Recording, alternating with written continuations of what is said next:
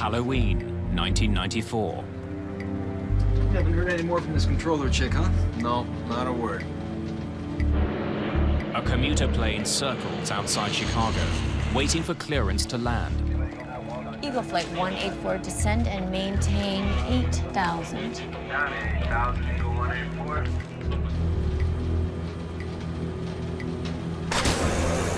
Without warning, the controls snap to the right.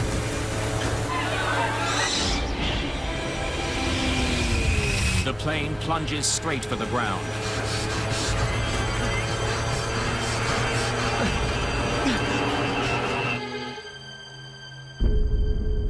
The behavior of the crew and the air traffic controllers would be examined.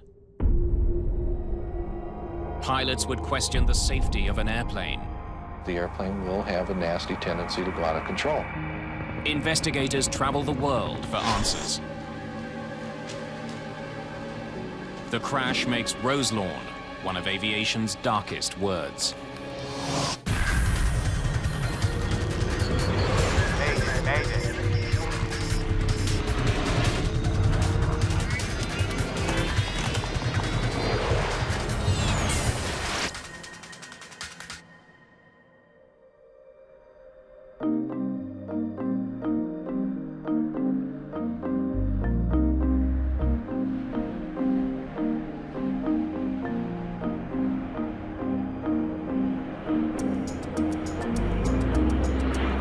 It's mid-afternoon on October the 31st, 1994. American Eagle Flight 4184 left Indianapolis, Indiana 15 minutes ago. It's heading to Chicago. There are 68 passengers and crew on board.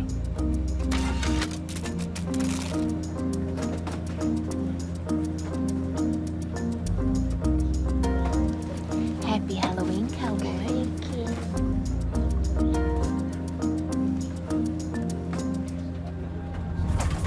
Flying through the clouds, the aircraft begins to experience some turbulence. I'm gonna keep them in their seats in this chop. No sense in taking chances. Captain Orlando Aguiar is in command of today's flight. It's supposed to be his day off. He volunteered for this flight to make extra money. His wife is expecting their second child. Let's see if we can get above this. Center, any chance Flight 184 can climb to 16,000? Eagle 184, maintain 16,000. First Officer Jeff Gagliano is handling the flying duties on this leg of the flight. He programs the autopilot to climb to a less turbulent altitude. Jeff actually was working on his dad's ranch in Wisconsin just before he came in for that trip on Halloween that day. Getting on a horse or getting in an airplane, those were two of the things that Jeff loved most.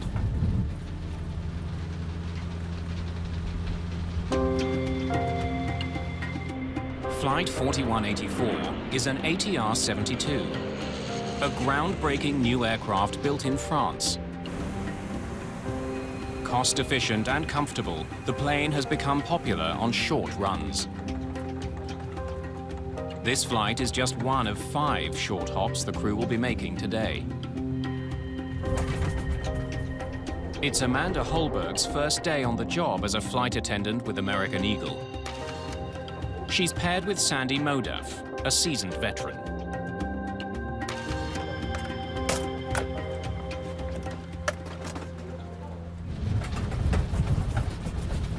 Aguiar and Gagliano have flown this route countless times and know it by heart. When you're flying from Indianapolis to Chicago, you're flying through some of the busiest airspace in the world. As Flight 4184 approaches Chicago O'Hare, the pilots begin the descent to 10,000 feet. Chicago Center, we have discretion down to 10,000. We're on our way down now. Eagle 184, right.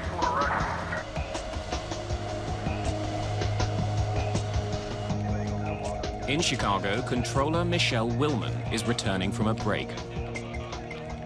The trainee controller is still working under the supervision of a monitor.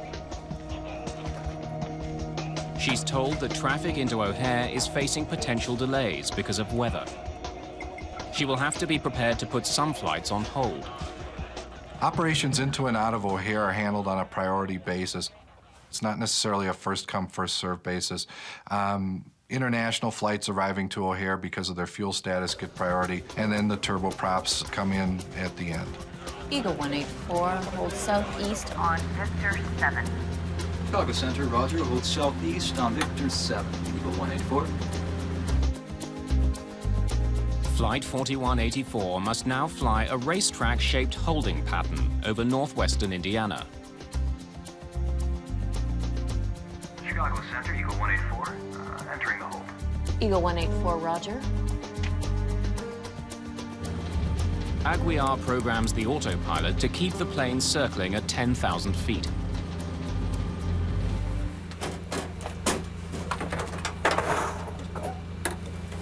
I'll go up front, see if they want anything.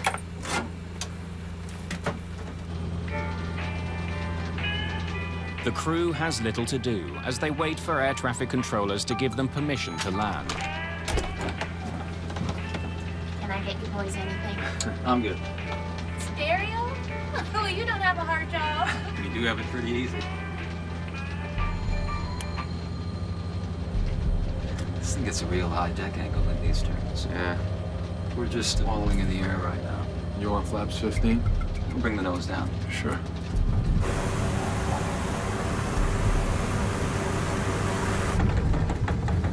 I guess Sandy's going ooh now.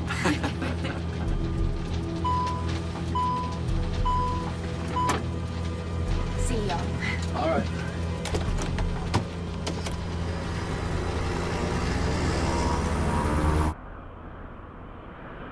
The crew needs to let the airline know about their delay. It could affect the rest of the day's schedule. Crews use text messages to communicate with dispatchers, so they don't tie up radio frequencies. Shall I let them know how much fuel we got? Sure.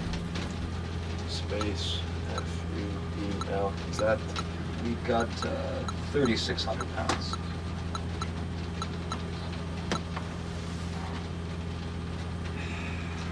Well, folks, once again, this is the captain. I do regret to inform you that air traffic control has put us into a holding pattern up here. We're holding for approximately 20 minutes out of Chicago at this time. I do apologize for all the delays. That's much nicer. Flaps 15. Shit, once they let us out of the hold and forget they're down, we'll get the overspeed warning. I can't hold anymore, man.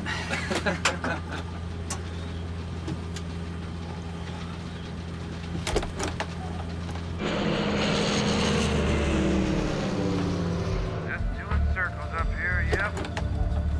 Yeah, we got plenty of gas. We could be up here. Here for a long while. Hey, bro. Yeah. I'm getting busy with the ladies back here. Oh. Yeah, so if I don't make it up there, say the next... 15, 20 minutes. You know why. Okay, when we get closer To the touchdown, I'll give you a ring. Oh, no, I'll be up right now.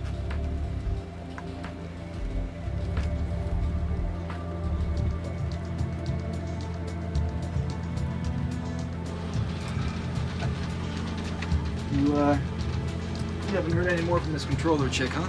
No, not a word. Eagle Flight 184, descend and maintain 8,000. down to 8,000, Eagle 184. Eagle Flight 184, should be about 10 minutes till you're cleared in. Thank you. The flight is allowed to descend. Are we out of the hold?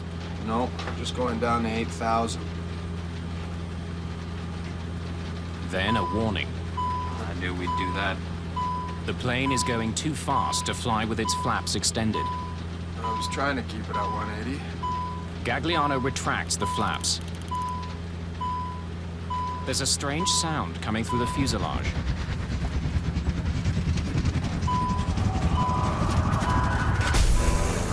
Suddenly, the control column turns sharply to the right.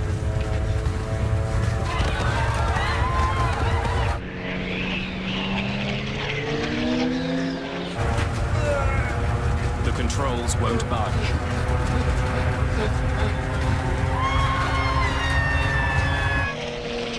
The plane is falling from the sky.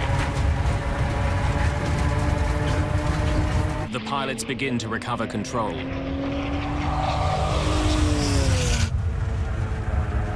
But then it happens again.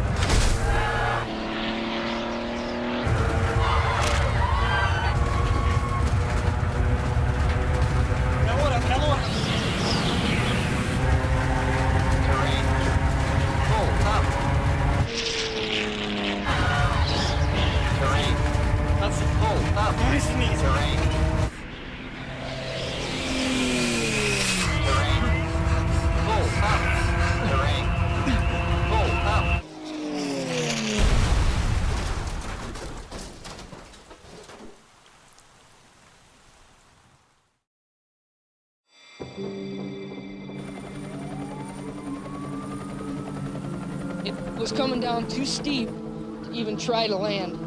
It was coming down at a sharp angle, a real sharp angle. Flight 4184 has crashed into a field just outside Roselawn, Indiana. Oh my God, they're dead. They have to be.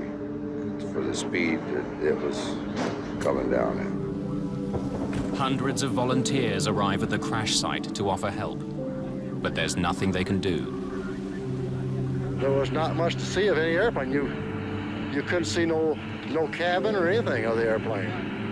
There just wasn't anything left of it. Both pilots, the 2 flight attendants, and all 64 passengers are dead.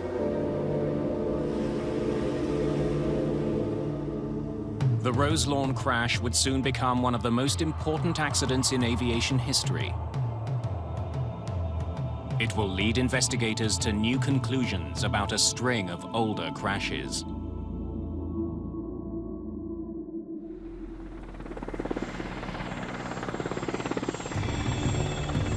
The morning after the crash of American Eagle Flight 4184, a team from the National Transportation Safety Board is on the scene just outside Roselawn, Indiana.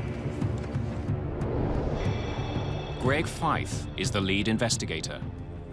The morning that we arrived at the accident site, it was cold, it was overcast, it was one of those drizzly, dank days.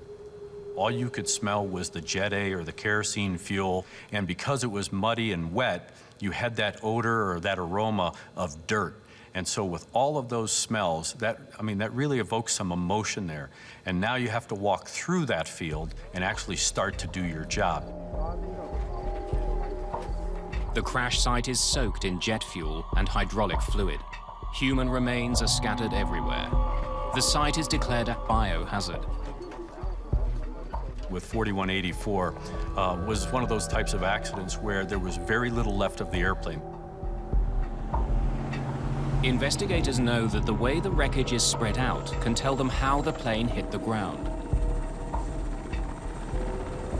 Because there was a fan-shaped debris pattern and it was spread out over a very large area, we knew that the impact was very shallow, but at a very high speed.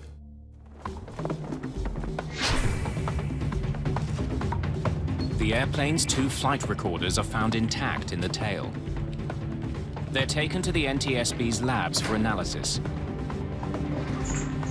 The data on the recorders could provide the clues investigators need to solve the mystery. But extracting the data takes time. In the meantime, investigators look for the location of key pieces of wreckage.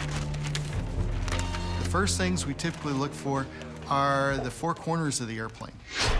The NTSB's Bob Swaim leads that search. You're looking for the nose and the tail and the 2 wingtips, because if you can tell where the 4 corners of the airplane are, you get an initial idea of whether the pilot was in control or not. The plane's 4 corners are far from each other. The nose and cockpit are completely destroyed. This tells investigators that the plane hit the ground nose first in a shallow but rapid descent.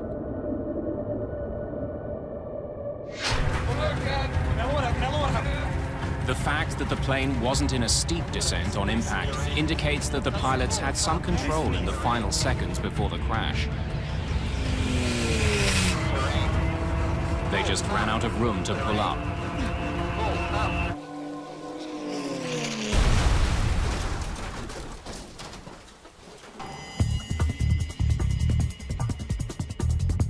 Investigator Bob Swaim, meanwhile, has recovered some of the plane's instruments, including its attitude director indicator, also known as the artificial horizon. It's a key instrument that tells pilots if they're flying level. If it malfunctioned, it could have misled the crew and caused them to make mistakes. We had a pretty good idea of the attitude of the airplane at impact, so it would really help at that point to see if the pilots had the same view of the flight that we found as they hit the ground. Get the lights for me, please. A lot of the cockpit pieces use a fluorescent paint or something similar, and when they contact each other, little bits of the paint transfer. If we look at those with a black light, we can see things that the naked eye cannot see. There's a good imprint here. The force of the impact has left tiny scratches on the shattered instrument. Swaim discovers that the attitude indicator seems to have been working. Its final readings show the plane was leveling off. The instrument coincides with the plane's actual position on impact. It indicated that at least the flight instruments that the pilots would have been looking at were appropriate, they were proper, that the pilots had something to fly by. The discovery means that the pilots knew their plane was diving towards the ground. Investigator Greg Fife is getting a clearer picture of the flight's final seconds. Now he wants to know about the history of this flight before it fell from the sky. One of the elements of the investigation, of course, was to look at air traffic control. Eagle 184 holds southeast on... Fife learns that Flight 4184 had been in a holding pattern southeast of Chicago for 39 minutes before the crash. When we looked at the air traffic control records, we found that the flow rate, that is, the number of airplanes that were going into Chicago O'Hare at the time, had to be reduced because of the weather moving through the area.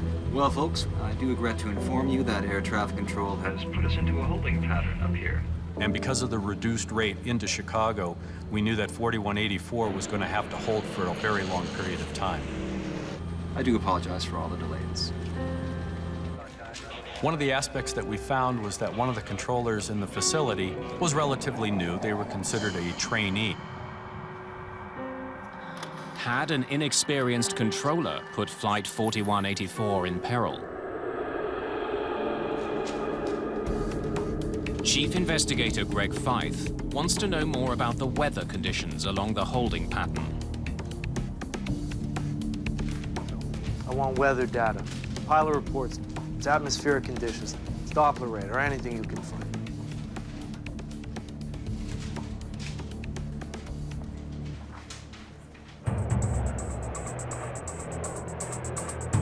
Flight 4184 wasn't the only plane circling O'Hare that day.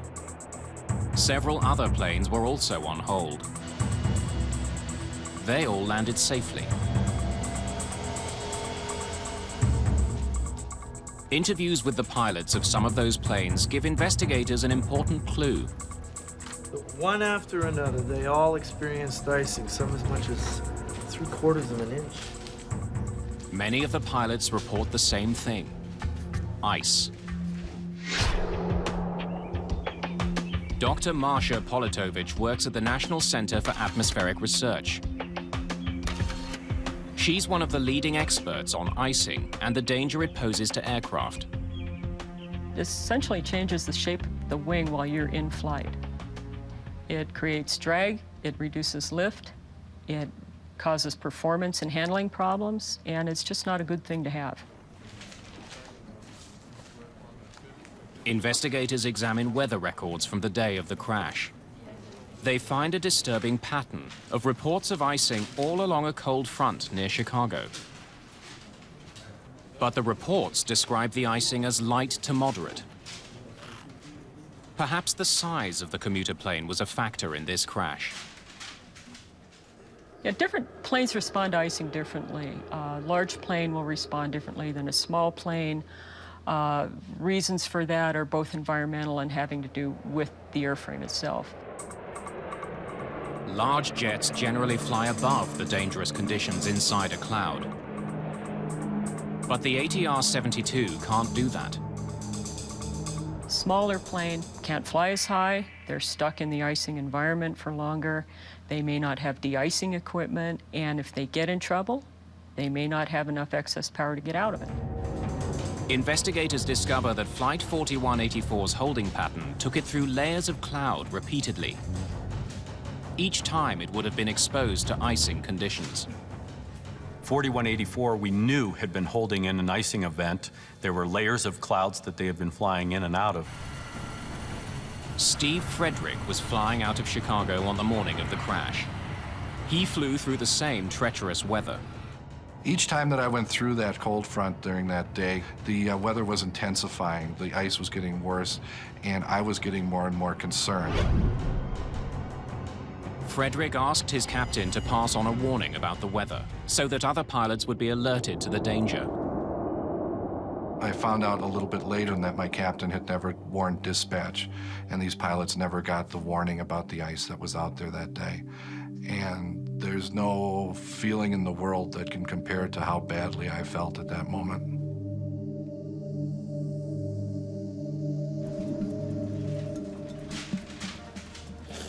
Greg Feith knows that controllers had put several other planes into a holding pattern near Chicago. But they all landed safely after coming out of the hold. This means the controller had not put Flight 4184 in jeopardy. She acted correctly given the information she had about the weather. One of the issues about air traffic control is that the controllers can't just look at their radar screen and identify areas of precipitation or icing conditions readily. The controllers don't know that an airplane is sitting in icing conditions unless the pilot provides them with what they call a PIREP or a pilot report. So if the crew, in this case, 4184, doesn't provide that information to the controller, then the controller doesn't know that an icing event actually is occurring out there. Feith and his team wonder if the flight crew simply didn't realize they were flying into icy conditions.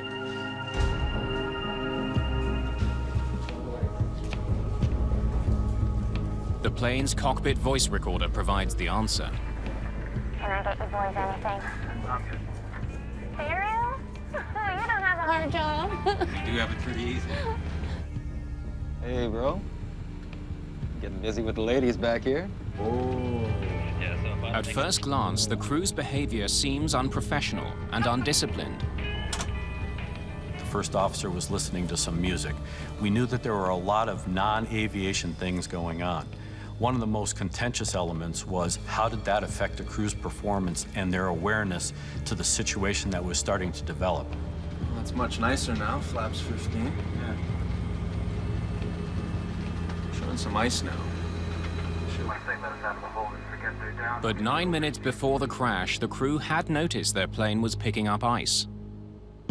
The pilots must have been aware they were flying through an area of aircraft icing.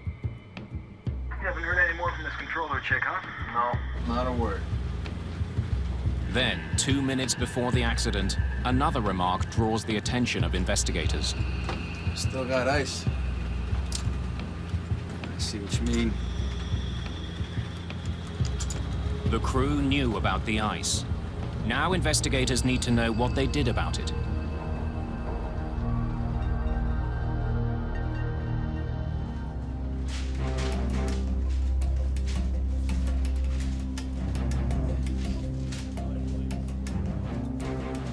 The ATR-72 is equipped with sophisticated de-icing devices. It's crucial to know what the crew did about the ice buildup on their wings. This time, the flight data recorder provides the answers. Almost 17 minutes before the crash, something sets off the master caution warning. It could signal a problem in one of the plane's systems. It could also mean the electronic ice detector is picking up the presence of ice. The flight data recorder shows investigators that in response to the alert, Captain Aguiar turned the plane's de-icing system to its maximum setting.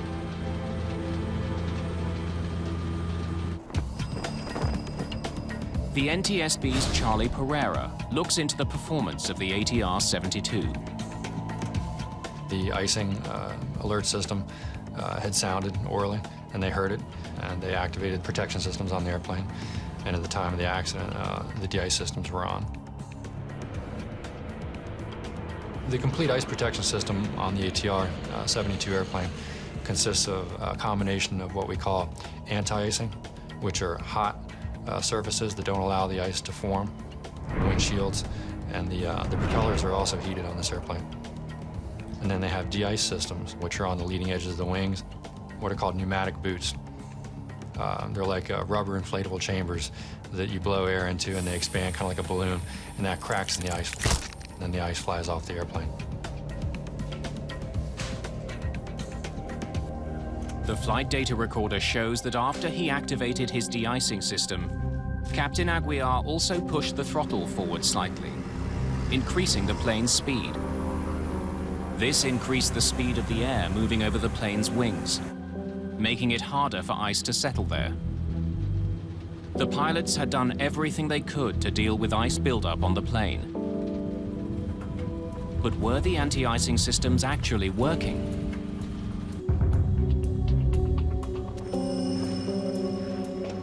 The shattered remains of that de-icing system are now the main focus of the investigation.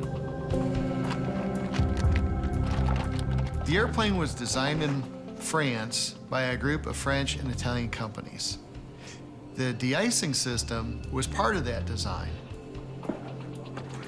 So the components were made by small French vendors who were located around the countryside, and then they were assembled there in Toulouse into the final airplane.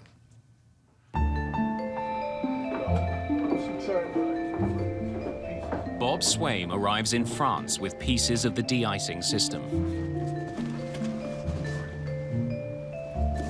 I brought some pieces from Flight 4184 to look at. The key component to the de-icing system is probably not the black rubber boot that you see on the airplane, but the timer that's inside the airplane, or the timers and the valves that control those boots. The force of the crash has left telltale markings called index marks. They show the position of the valves at the time of impact. Swaim compares them to the original blueprints. Does anything seem out of the ordinary? The trip to France has led to yet another dead end. There was nothing wrong with the plane's de-icing system. Thanks a lot, appreciate it. Thank you. Investigators are puzzled. Showing some ice now. If the crew knew they had ice on their wing and their de-icing system was working, why did the plane crash? Other pilots think they know the answer and decide to speak out. Their decision will dramatically change the course of this investigation.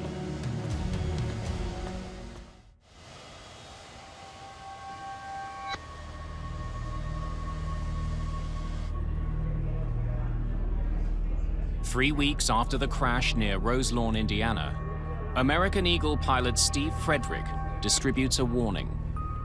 It says the ATR-72 fleet operated by American Eagle is dangerous in icing conditions.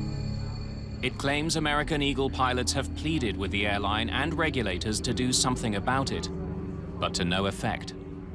I drafted and distributed a brochure in Chicago O'Hare Airport, which essentially warned people about the problems with the ATR aircraft and made an outreach to the public in order to try and get something done because nothing was happening. Steve Frederick has more than a professional interest in the crash of Flight 4184. Co-pilot Jeff Gagliano was his close friend. They graduated from flight school together. Gagliano's death has hit him hard. He made the comment one time that he would probably wind up dying because of ice in an ATR. And it was eerily prophetic. A month after the crash, pilot frustration over the ATR's airworthiness boils over. A group of a dozen pilots refuse to fly, citing risky weather. The airline is forced to cancel flights. And then Steve Frederick goes one step further. He voices his concerns on a US network morning show. We were told this airplane will try and kill you. If you get too slow in ice, the airplane will have a nasty tendency to go out of control. When I came back to flying after my appearance on Good Morning America, I was summarily suspended without pay.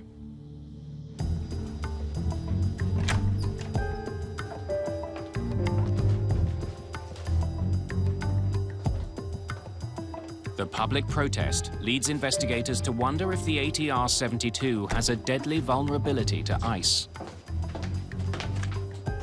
Merci. Investigator Charlie Pereira visits the ATR's French manufacturer, Aerospatiale, to learn more about the plane's history. We embarked on a research effort to try to identify all previous ATR-42 and 72 roll control incidents. He finds a disturbing pattern.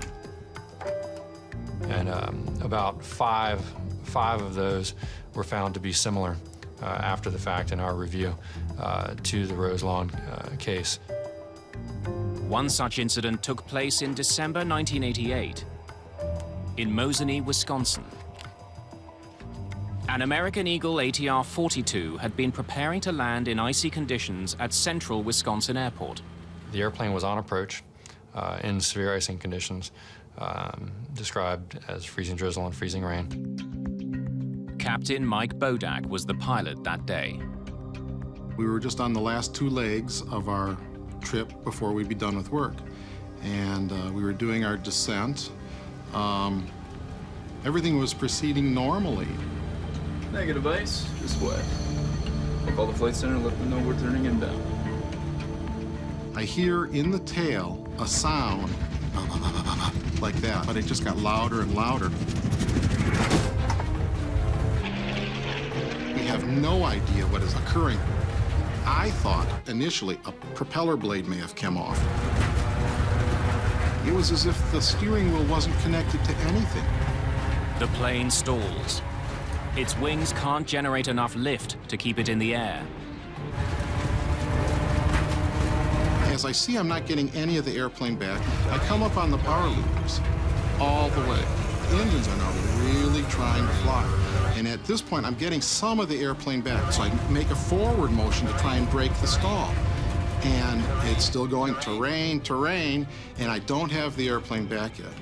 And my first officer says, and I say max RPM. He throws the props from 86 to 100%. And instantaneously, boom, we fly out of the stall. The plane is less than 1,200 feet above the ground. Captain Bodak has learned a sobering lesson about the ATR. There was no warning. The plane stalled without any warning.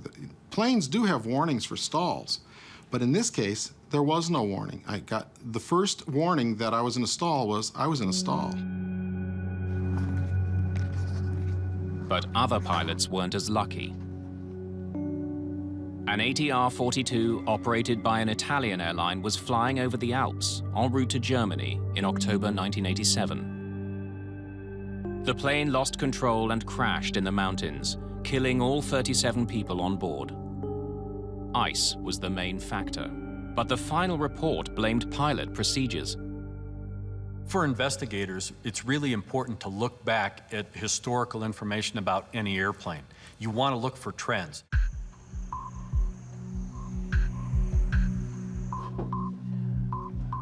What they would find is a troubling detail with this plane's history. Did any of your studies uncover a wing design flaw? Charlie Pereira wants to know if the engineers who built the plane could explain why an ATR-72 would go so badly out of control. To his surprise, he learns they knew that it had a susceptibility to icing. You've seen the flight data from the accident flight. Where would the ice have formed to cause that? When I asked one of their oldest, most senior aerodynamicists who couldn't speak any English at all, what he thought would be the shape and location of an ice accretion that could cause the behavior that we saw on the flight recorder for the Roselawn airplane. He drew up the airfoil section, a little shape just behind the de-ice boots, and said this was it. And the translation was that this is what will cause this problem. After the de-icing boot. Investigator Charlie Pereira is beginning to understand how ice can affect the wings of the French-built plane.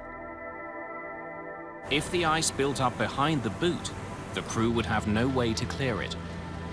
Still got ice. And even a small amount of ice can have a devastating effect on an airplane. Ice can disrupt the smooth movement of air over the wing. But how could so much ice build up behind the boot? Investigators contact Dr. Marsha Politovich for assistance. The NTSB called us to help them analyze weather conditions in this case. Her research shows that the pilots of Flight 4184 likely flew into something they'd never even heard of. Something even more dangerous than ordinary ice. Based on the weather analysis, it looked to us like the kind of icing that plane encountered was from supercooled large drops. Now, large is relative. What we're talking about large here is about the size of a human hair. Supercooled large droplets are about 100 times smaller than a raindrop. They form inside storm clouds when the temperature is near freezing. But the drops don't freeze until they come into contact with something solid, like the wing of an airplane. Conditions that day were ideal for the formation of these tiny freezing droplets. We had all the clues that we needed, a warm cloud top, -8 to -12 degrees C. We had drizzle formation near the top that was probably encouraged by some wind shear near the cloud top, and very little ice in the cloud, from what we could tell. On every lap of its holding pattern, Flight 4184 flew through layers of cloud that hid a small but lethal element. They just put that poor guy in the wrong place at the wrong time.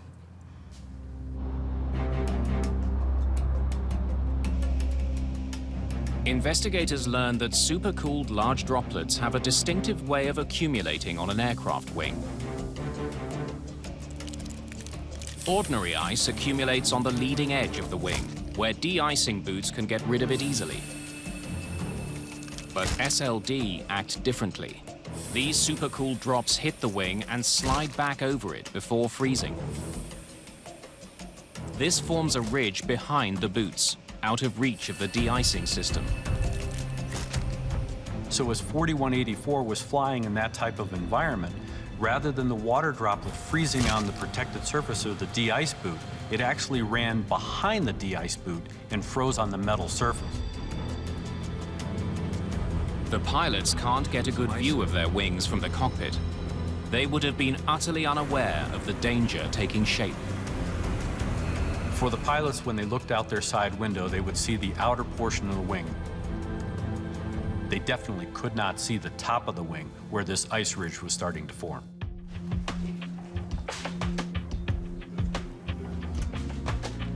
For Greg Feith, the investigation is coming to a head. His investigators think they know why Flight 4184 crashed, but they can't prove it. To make matters worse, the plane's manufacturer suggests that the Roselawn crash wasn't caused by an ice buildup, but by poor piloting. The NTSB thought it was an aircraft problem, and the French aircraft manufacturer thought it was a piloted problem and not their particular product.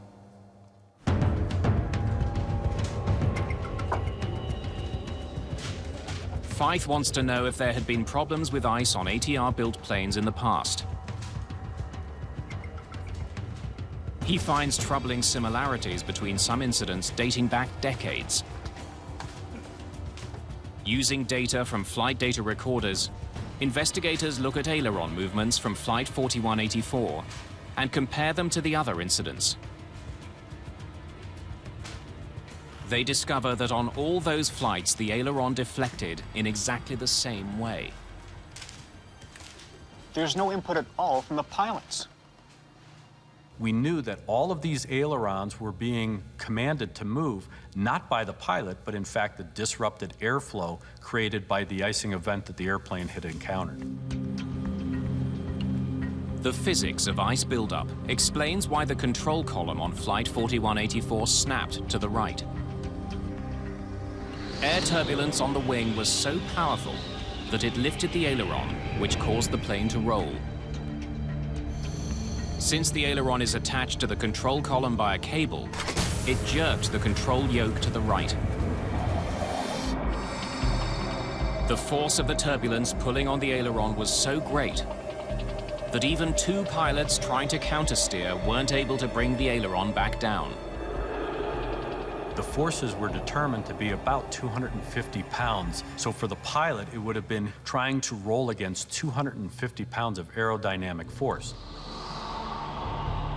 Worse, the ATR's control yoke doesn't have power steering, so those forces are transmitted directly to the pilots. The pilots could not fight back against the air pulling on their aileron.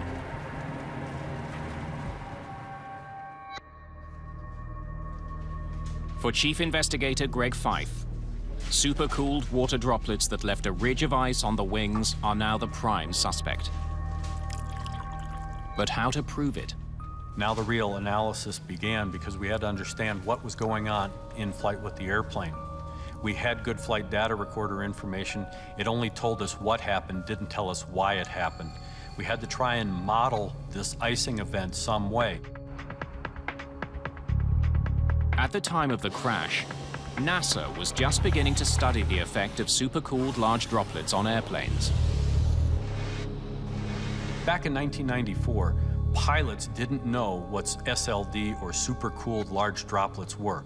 There was very little information in the pilot community, and there was actually very little information in the aviation industry about SLD.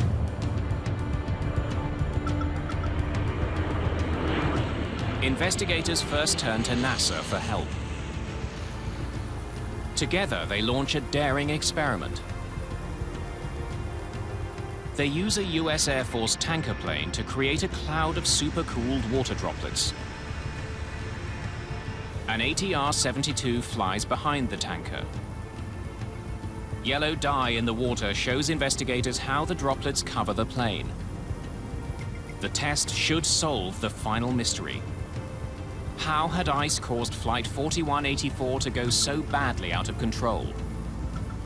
One of the primary purposes of flying the ATR-72 in behind the tanker was to understand how the ice accumulated on the airplane, but more importantly, the effect of that ice in varying configurations of the airplane on the flight control surfaces, that is, the ailerons. Investigators make a startling discovery. A seemingly harmless action meant to increase comfort on the plane may have led to disaster.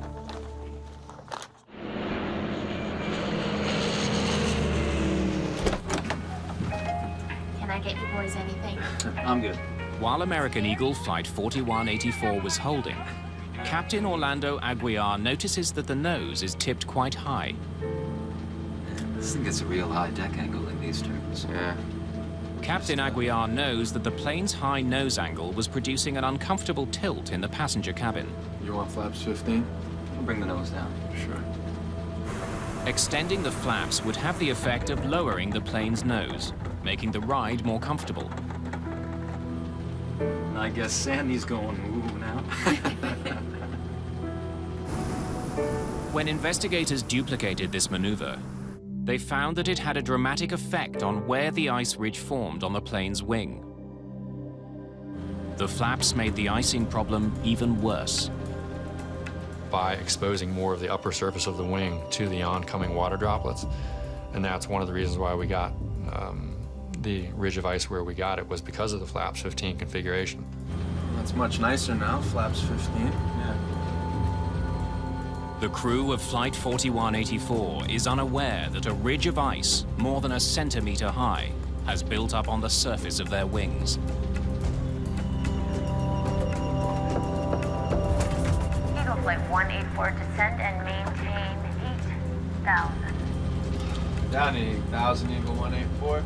The ice buildup has no effect on the flight until First Officer Gagliano begins his descent to 8,000 feet. I knew we'd do that. The descent increases the plane's airspeed. This triggers a warning from the flight computer telling the crew they're flying too fast with the flaps extended. I was trying to keep it at 180. Gagliano now retracts the flaps. But the routine gesture has a dramatic effect on the plane's aerodynamics. When they retracted the flaps, as they started their descent down to 8,000 feet, the airplane pitched back up into a very nose-high attitude. Airflow over the ice-laden wing was disrupted when the nose lifted back up.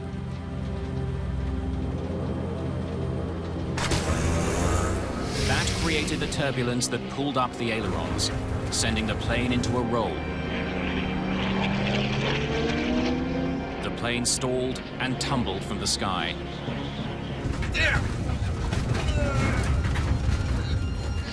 Had this crew had about 2,000 to 3,000 more feet of altitude, there's a high probability that they would have been able to salvage or recover the airplane before it struck the ground.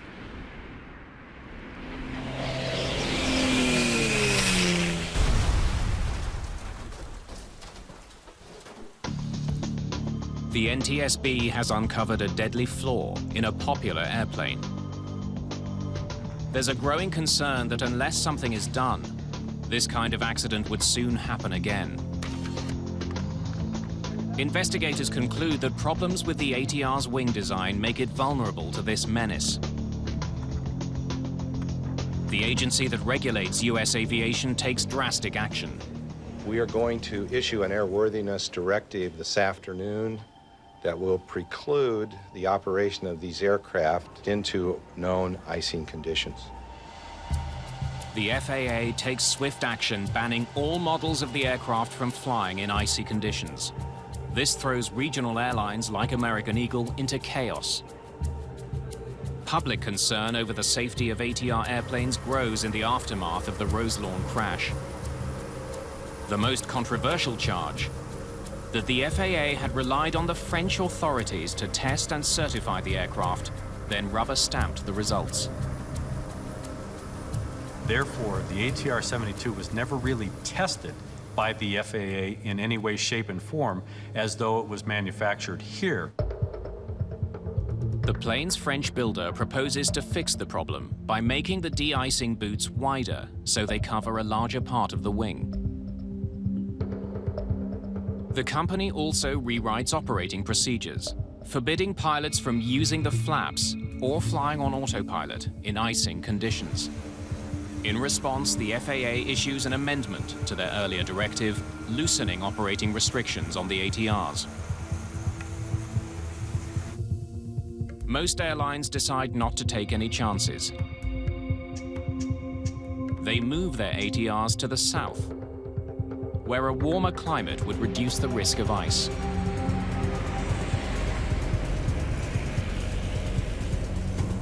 The crash at Roselawn set off a flurry of new research into aircraft icing and the conditions that produce it. There's a lot of weather data out there.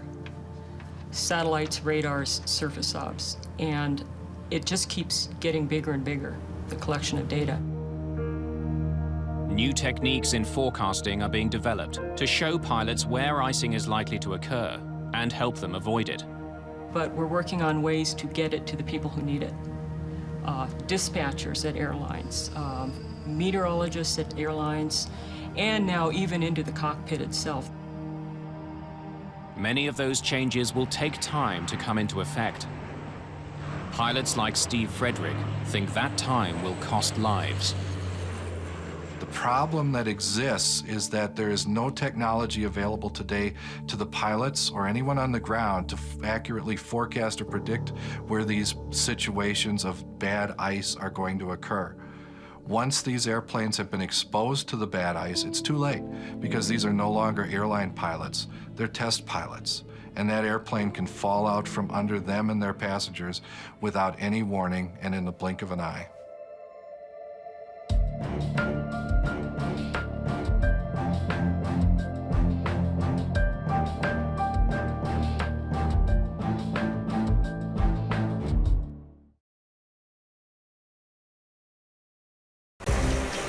lost engine number 2. High above the Mediterranean, two pilots struggle with a stalled engine. Engine relights. Negative. Stop, stop. Engine 1 is flamed out. 45 miles from land, the pilots make a difficult decision. Prepare to ditch. Oh my God, be merciful. Passengers are forced to make life or death decisions on their own. Do not inflate your vest!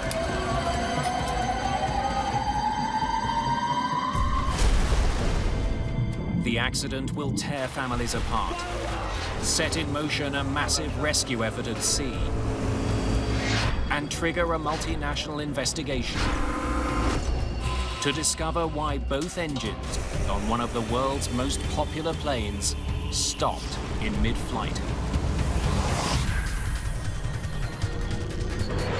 Mayday, Mayday.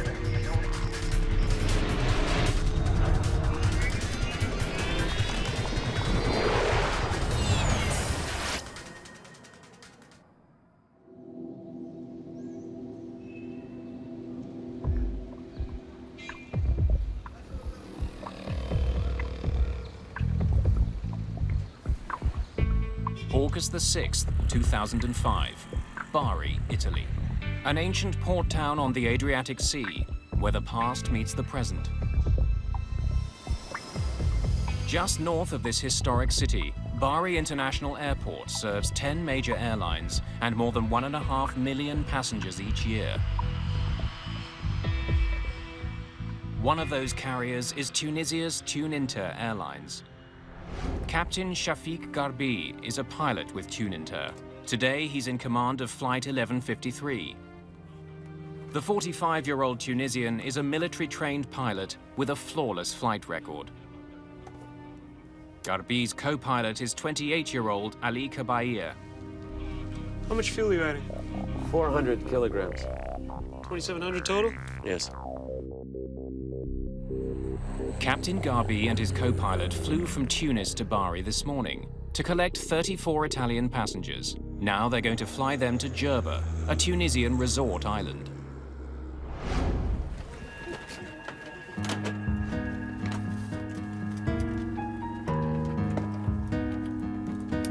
Among the passengers is 31-year-old police officer Luca Squicciarini.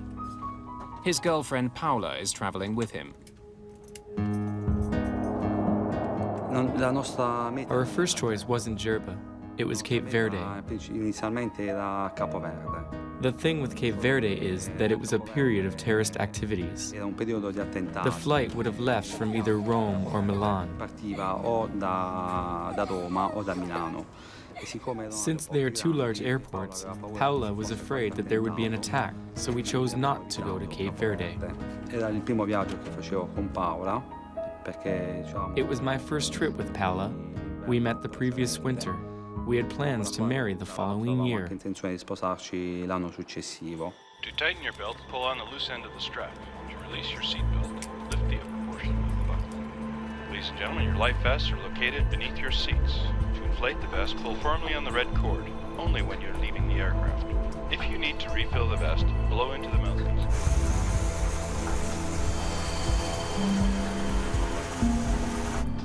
Yes, LBB, flight 1153. Permission for takeoff granted. Roger that. Clear for takeoff. Final prep for departure.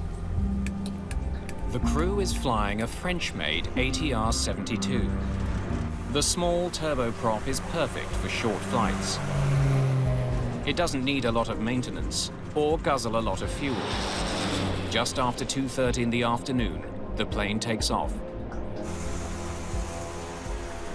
49 minutes after takeoff, Flight 1153 is 400 miles away from its destination, Jerba.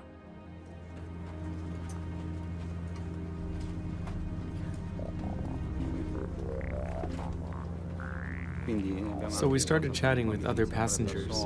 We were all excited. We talked about the vacation. Like Luca and Paola, Barbara Baldacci is on her way to Jerba for a vacation with her fiancé, Francesco.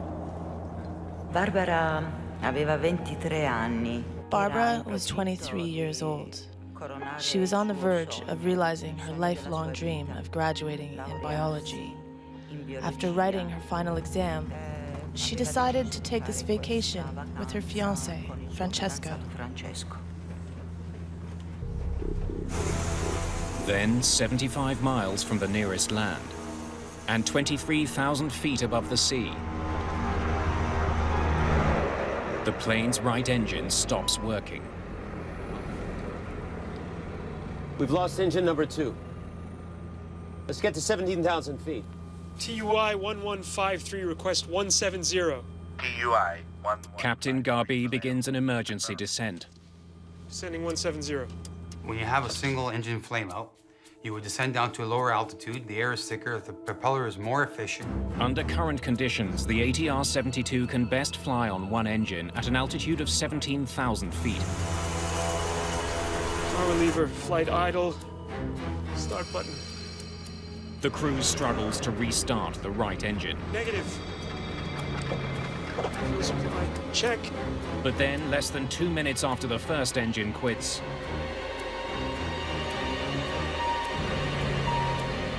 Stop! Stop. Engine number 1 is flamed out. both of the plane's engines have stopped. Si è spento inizialmente il motore destro. The engine shut off. Our first thought was of a terrorist attack, since there were so many at the time. We tried to figure out what was happening, so we looked towards the cockpit to see if someone was trying to sabotage the plane. Se qualcuno voleva sabotare l'aereo. The plane is now falling to the sea at 800 feet per minute. Mayday! Mayday! Mayday! TUI 1153. We have lost both engines. Request immediate landing at Palermo. The crew still hopes to reach an airport, but they have 70 miles of ocean to cross before they're over land. Crews are trained for almost anything. There's a checklist for them to follow to solve most problems, including what to do when both engines die. Both engines flame out checklist. Fuel supply, check. The pilots don't know why their engines have stopped. The only clue they're getting is a low fuel feed warning. A low pressure warning light tells the pilot that there's low fuel pressure going to the engine. Now that could be a mechanical problem, or that could be a contamination problem. The crew follows the steps laid out by the manufacturer to relight their dead engines. Fuel supply, check. Power lever, flight idle. Start button. Engine relight. Negative. Get Charkhi. The captain asks the cabin crew to bring the onboard engineer, Charkhi Haboui, to the cockpit. Palermo approach. This is TUI 1153. We have lost both engines. Request immediate landing. The closest airport is in Palermo, on the Italian island of Sicily. TUI 1153, Palermo. Affirmative, you are clear for landing. Palermo approach. What is our distance to the airport? Your distance to Palermo is now 48 nautical miles. An ATR-72 will fall from the sky at a predictable rate. 1 foot down for every 16 feet forward. 48 nautical miles is further than the plane can glide. I don't think we're gonna make it.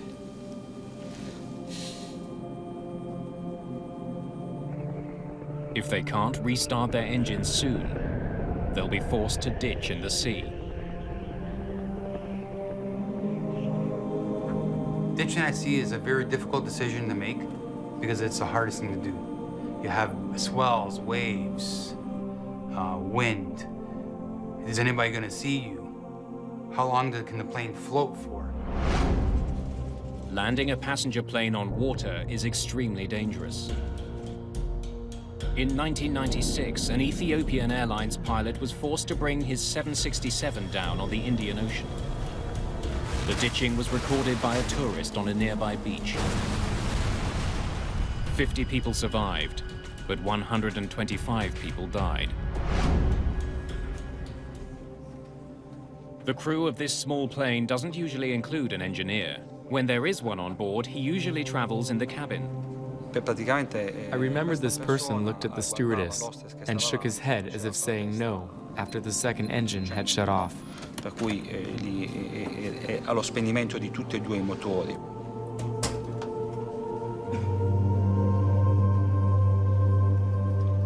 cui lì ho capito che stava cercando di fare qualcosa That gesture showed there was nothing left to do. per far funzionare questo aereo, però mi sa. The crew of Flight 1153 has tried all it can. They're running out of time and options. Flight engineer Charkhi has joined in the struggle to get Flight 1153's engines started. You've run the checklist? Yes. The captain hopes the engineer will know something that isn't covered by the checklist. Attempt to restart the engines. Right engine first. Fuel supply, check. Engine 2 start, power button, on. Engine relight, negative. Palermo approach, TUI 1153. Any closer airport where we can land? Negative, 1153. Palermo Airport is the closest airport to your position. We're not gonna make it. Prepare to ditch. Oh my God, be merciful.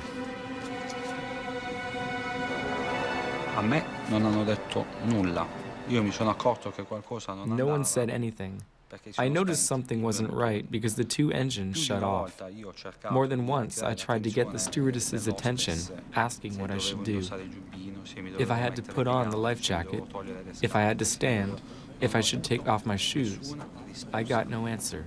She was in shock and started to cry. Era sotto shock e ha pianto. The senior flight attendant does give the passengers direction. The captain has decided to land the plane at sea. I'll let you imagine the panic on board. People were screaming and crying. Please stay calm and follow your crew's instructions. There were people in the front seats that had a baby girl. She had been playing and was so excited. To now see the panic in her mother's face made me feel so sad. TUI 1153. What is your fuel load? Cockpit fuel quantity 1,800 kilograms. Captain Garbi's fuel gauge shows that he has plenty of fuel. But for some reason, neither engine will restart. Just 10 minutes after the trouble began, the plane is 7,000 feet above the ocean and falling. Outside, it's completely silent. But in the cabin, there's panic. Please remain in your seats with your seatbelts fastened. My first instinct was to undo my seatbelt to prevent getting trapped when we hit the water. I didn't want to be trapped in my seat and go down in a horrible way. Secondly, I put on my life jacket and quickly blew it up. I did this to soften the blow of the impact. Il giubbino di salvataggio e l'ho gonfiato subito. Do not inflate your vests until you left the plane. A plane ditching at sea will more than likely fill with water. That's why safety procedures call for passengers to only inflate their life vests once they've cleared the plane. Otherwise, they could become trapped inside the flooded fuselage and drown. In the Ethiopian Airlines crash, many passengers ignored this advice and drowned after surviving the initial impact. Negative. The dead engines aren't the only problem confronting the crew. Engine 2 start, power. Many of their instruments get their power from the engines. Without the engines, some vital gauges are dead. On a two-engine flameout, you go on your standby instruments, which is you have an attitude indicator, you have an altimeter. Fuel supply, check. The crew continues to try to restart their engines, but it's become clear that they've run out of time. They're not doing anything. Confirm distance, please. Your distance is now 20 miles. Boats. I see boats. Choosing to ditch near a ship or a vessel is not written in any checklist. It's just good airmanship because the rescue can start immediately and it increases your chances of survival. Palermo approach. It's TUI 1153. We can't make it to the airport. We see two boats on the left side. We're going there. If you can, please call. Captain Garbi turns his plane towards the boats. Can you send helicopters or something similar? Fast, fast, fast. Emergency. All marine units, aircraft in distress, 20 nautical miles off Palermo. Even before the plane hits the water, rescuers are on their way. I had very little information. We didn't know the nature of the crash or anything about the plane. Autopress. Dump. Although it's a rare maneuver, there is also a checklist for ditching a plane in the water. Oh, full close. Before ditching, the crew ensures all landing gear is retracted to help the plane land more smoothly. Landing gear lever up. When pilots ditch, they want their airplane as streamlined as possible so that it glides across the water when it hits. Pilots must not only monitor the systems on the plane, they also have to assess conditions at sea. They don't want to hit a wave head-on. If you hit perpendicular to the waves or swells with the aircraft, it's like hitting concrete. The plane will break up. Passengers can see what's coming. I was hanging on tight to the seat in front of me, and through the window, I could see the impact was imminent. The crew is 700 feet above the sea. You're with me, Ellie, huh? Careful. Charkhi, ready? Ready. Here we go. There is no other God but Allah. Muhammad is his messenger. In the name of God, merciful, merciful.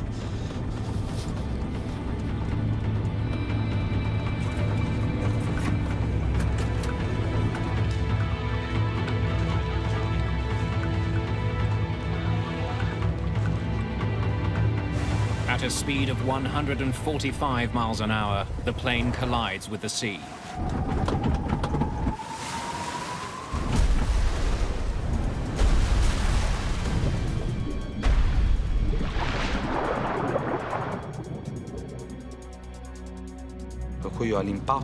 I lost consciousness.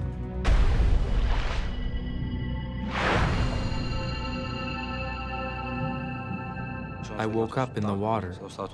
I was 2 or 3 meters underwater. I came up to the surface wearing only my pants.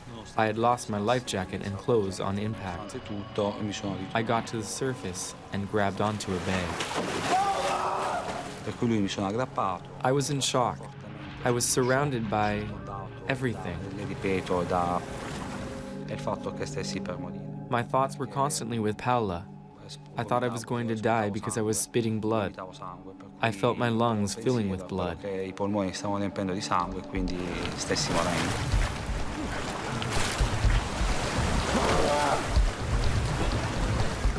Captain Dadri survives, but has been seriously injured.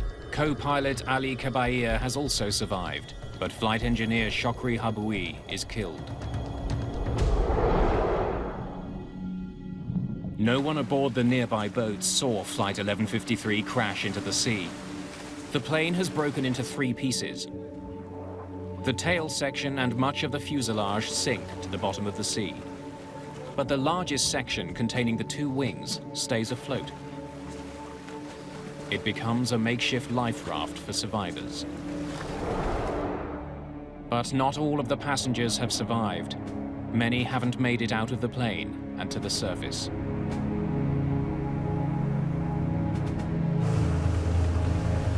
A fleet of rescue personnel are en route, including Admiral Vincenzo Pace of the Italian Coast Guard. Rescuers must travel 26 miles through heavy seas to get to the crash site. The sky was very visible, but the water was agitated. This caused some problems to the recovery mission. Helicopter pilot Stefano Borigana is one of the first to arrive at the scene. The approach control asked us if we were aware of ditched aircraft out of the coast of Palermo, and if we were able to help them to locate the airplane. When we approached the airplane, we could see the wings floating.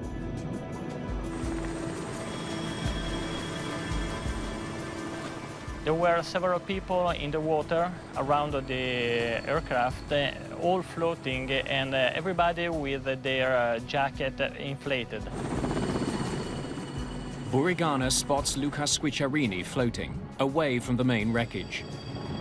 There was one man without his jacket, and he was the farthest from the airplane. I decided to go over him and throw one of our light jacket to him. The Coast Guard arrives and begins pulling survivors from the sea. The actions of the people in the water made us very agile. Because of what they were doing, we ourselves did not panic. We had the calm collaboration of all these people because despite what happened, they knew help was coming and they would be rescued. Within the hour, the crash site is teeming with rescuers. They search for survivors from the water and from the air.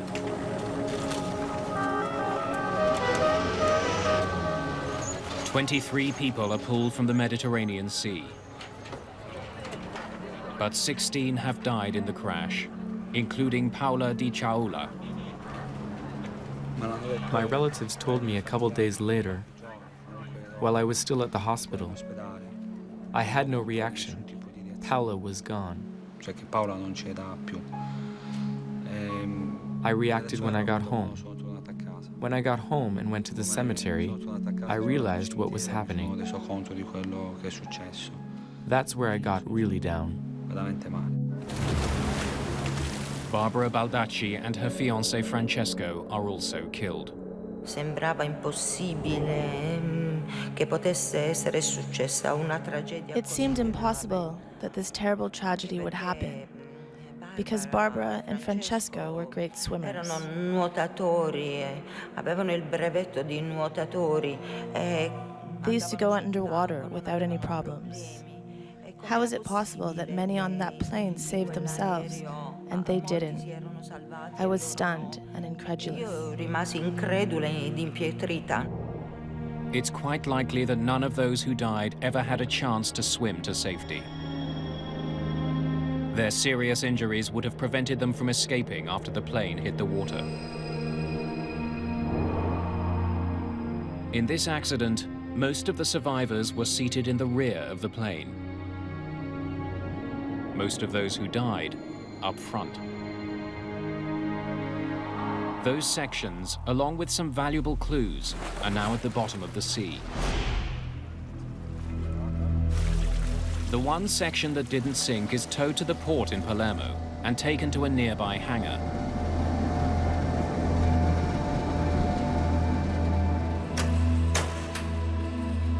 A team of agents from Italy's National Flight Safety Agency, the ANSV, begin looking for leads. Their job, find out why Flight 1153's engines stopped in mid-flight. We need to collect as much as evidence as possible in order to fulfill two main answers. What happened and why had it happened? They are led by Chief ANSV investigator Vincenzo Panetta. I arrived in Palermo the day after the accident, on the 7th, very early in the morning. Per piacere, permesso. A flight test engineer by training, Panetta has led several air crash investigations. The engines and central fuselage of Tuninter Flight 1153 have been recovered. The rest of the plane lies somewhere off the Sicilian coast. The main challenge of the investigation was the fact that the flight data recorder and the cockpit voice recorder and also the front fuselage were 1,500 meters under the sea. While the Italian Navy conducts a deep-water search for the rest of the wreck and the crucial black boxes, Italian investigators are given some assistance by the plane's European manufacturer. ATR's Giuseppe Caldarelli is here to find out if there's a flaw with the company's plane. Anytime there is an accident, and also one people die, for me is a big accident. Worldwide, hundreds of ATR-72s cross the skies each day. Those aircraft have a very sound structure and robust systems, and are very cost efficient. Together, Panetta and Caldarelli set out to find why both engines on such an advanced airplane died in mid-flight. TUI 1153, we have lost both engines. Before it happens again.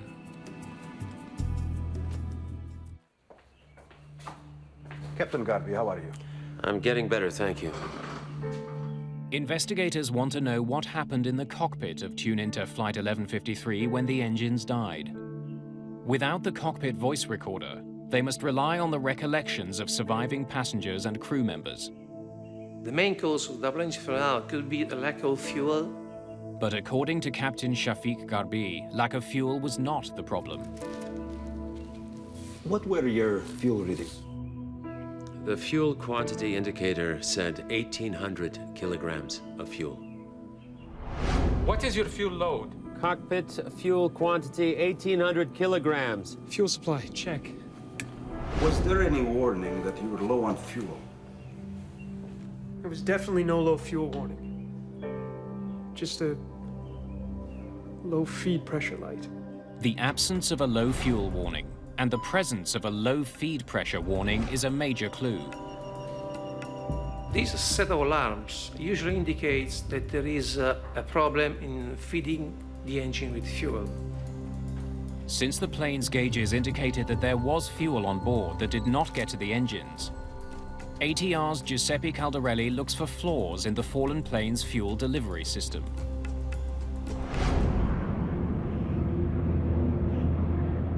Four years earlier, an Airbus operated by Air Transat developed a leak in the fuel line that feeds the plane's right engine. Over time, the plane leaked all of its fuel and both engines failed. The pilots were forced to glide their plane to an emergency landing. That incident has a lot of similarities to the Tuninter crash. Giuseppe Caldarelli's team looks for breaks or blockages in the fuel lines and evidence that the fuel pumps malfunctioned and stopped fuel flow to the engines. While Caldarelli waits for technicians to complete tests on pumps and lines, Panetta decides to start a new line of inquiry. He explores the possibility that the fuel that was on board was somehow contaminated. Fuel contamination can derive from 4 or 5 different sources. Kerosene-based jet fuel is very delicate. If stored or transferred improperly, it can be polluted with water, sand or fungus, even sticky residue from the hoses of refueling tankers. Any of these could prevent the fuel from properly igniting and could have caused the engines to shut down. How much fuel are you adding? 400 kilograms. The plane last took on fuel in Bari. Samples from the tanker that supplied it are taken for testing. Panetta needs to prove that one of these contaminants got into Flight 1153's fuel, prevented combustion, and caused both engines to fail. Sediments can be transferred from the tanker truck to the aircraft. So the fuel filter can be clogged, and so the engine can have some problem.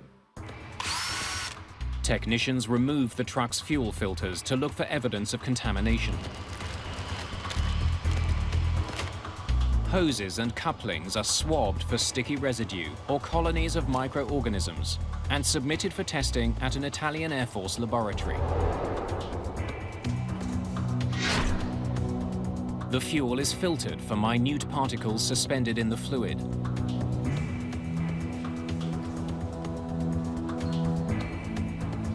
And carefully examined for impurities.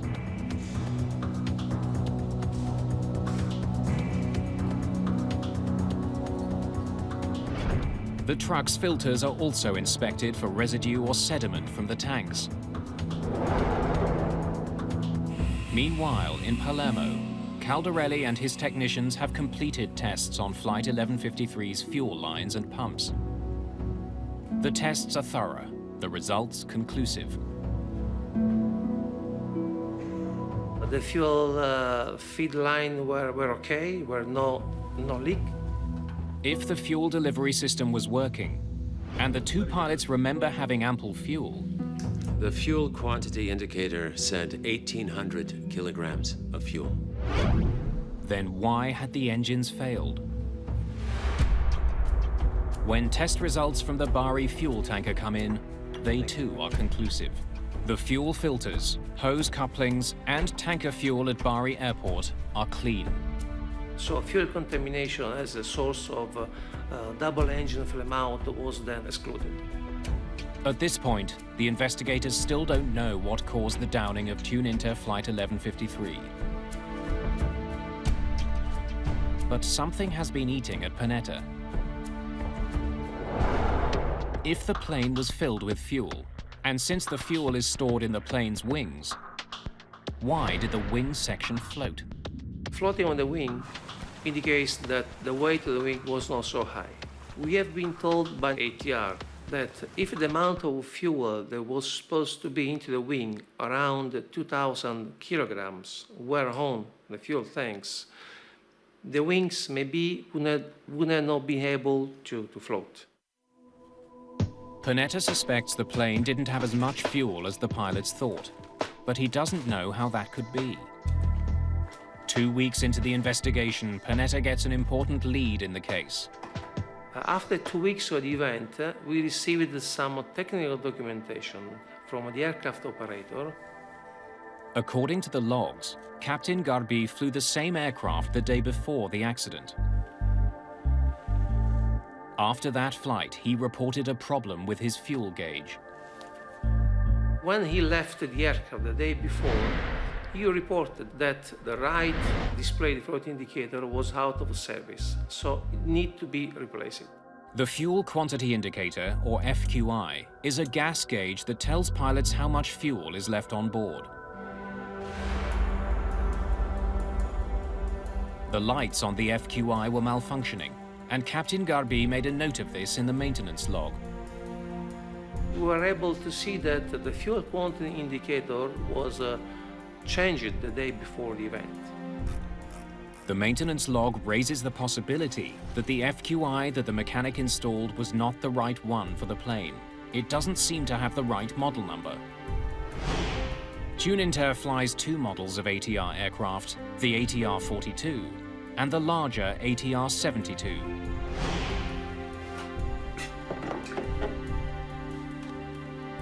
The fuel quantity indicators for each plane look identical, except for a different model number at the top of each unit.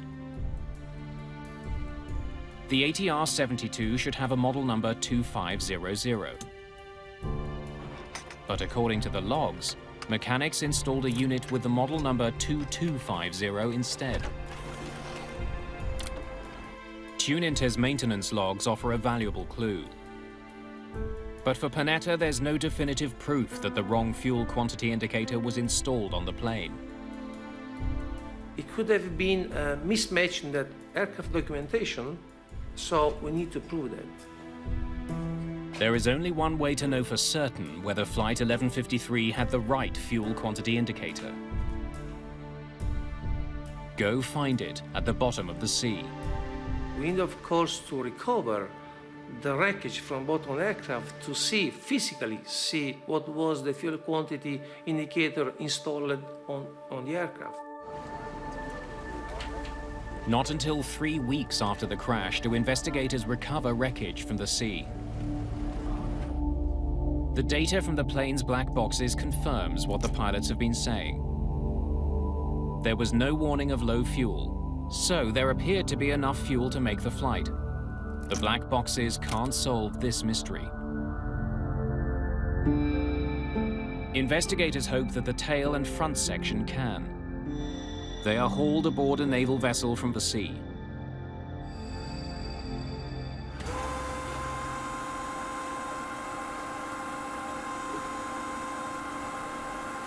The moment the cockpit is hauled in, Panetta is there. There's only one thing he wants to see inside.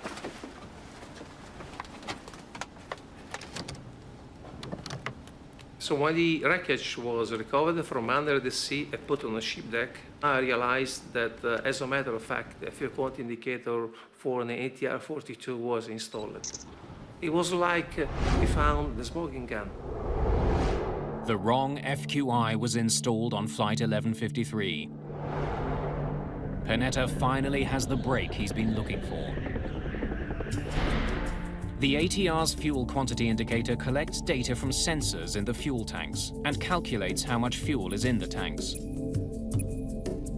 But since the fuel tanks on the 42 and the 72 are a different size, fuel quantity indicators can't be swapped between them.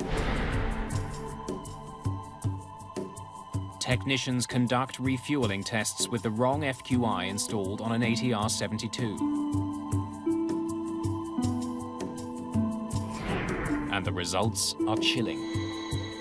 The results show that if you install an FQI type, we say 42, on an ATR-72 aircraft, if I have no fuel into the aircraft in the fuel tanks, with it zero fuel, the fuel quantity indicator show me 1,800 kilograms.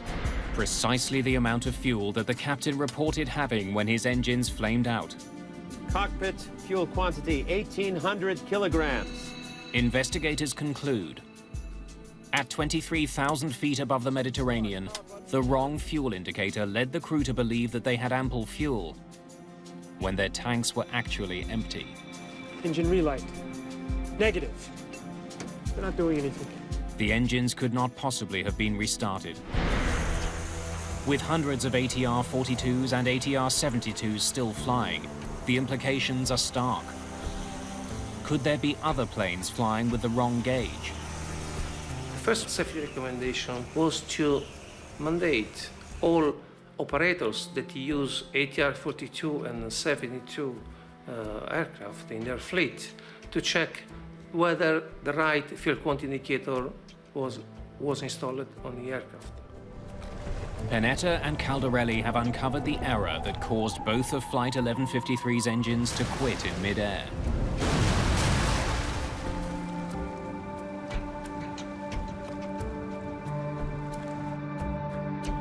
But the case isn't closed. Standard flight procedures should have uncovered the error before takeoff and prevented the disaster.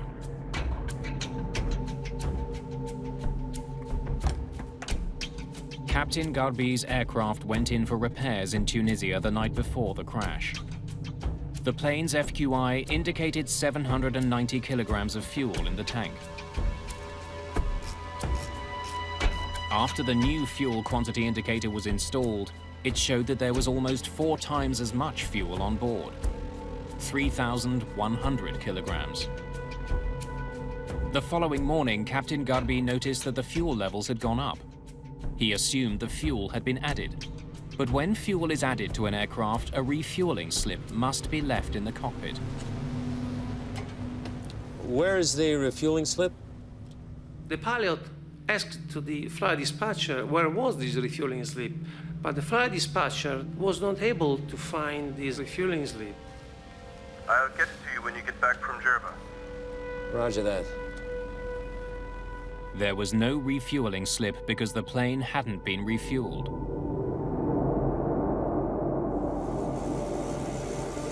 In spite of regulations, the captain left without that vital piece of paper. There are some standard regulations requiring the pilot to take off only when he is sure about the quantity of fuel. With the wrong fuel indicator on board and less fuel than he believed, Captain Garbie makes it to Bari, Italy, and tops up his plane for the next leg of the trip to Jerba.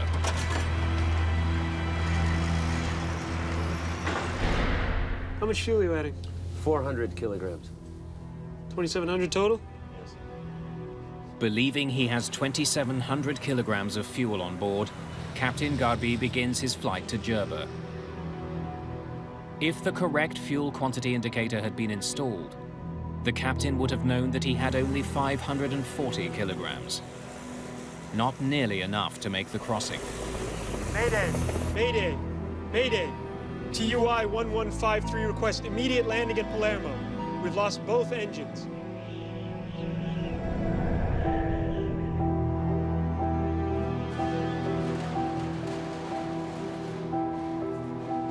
Panetta's investigation comes to a close. He draws up his final report. His colleague, Giuseppe Caldarelli, voices a bold view. Even with no fuel and dead engines, Flight 1153 could have made it to land. The aircraft was in a position that allowed to reach Palermo. TUI 1153. Caldarelli wonders if the pilots did everything they could have to get the plane safely to Palermo. TUI 1153. Investigators get some unexpected answers by having seasoned pilots fly the exact same flight with the exact same problems. Okay, we are now in big trouble because the second engine has gone off, so... Vincenzo Panetta's investigation into the crash of Tuninter Flight 1153 has uncovered the events that led up to the accident. Now he and Giuseppe Caldarelli need to resolve one question. Did mistakes made by the pilots cost people their lives? We're not going to make it. Prepare to ditch. Caldarelli and his team study the plane's specifications and draw a surprising conclusion. Flight 1153 could have been able to glide to Palermo. According to manufacturer data, an ATR is able to glide 3 miles for every 1,000 feet of descent. With the help of the tailwind that day, Flight 1153 could have been able to glide 70 miles to Palermo. The crew might have been able to make it. Landing gear lever up. So what had the pilots done wrong?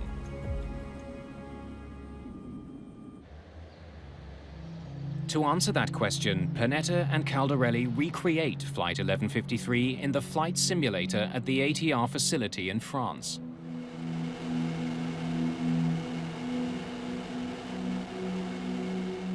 Test pilots try to glide an ATR-72 for 70 miles from the altitude at which Flight 1153 lost its second engine.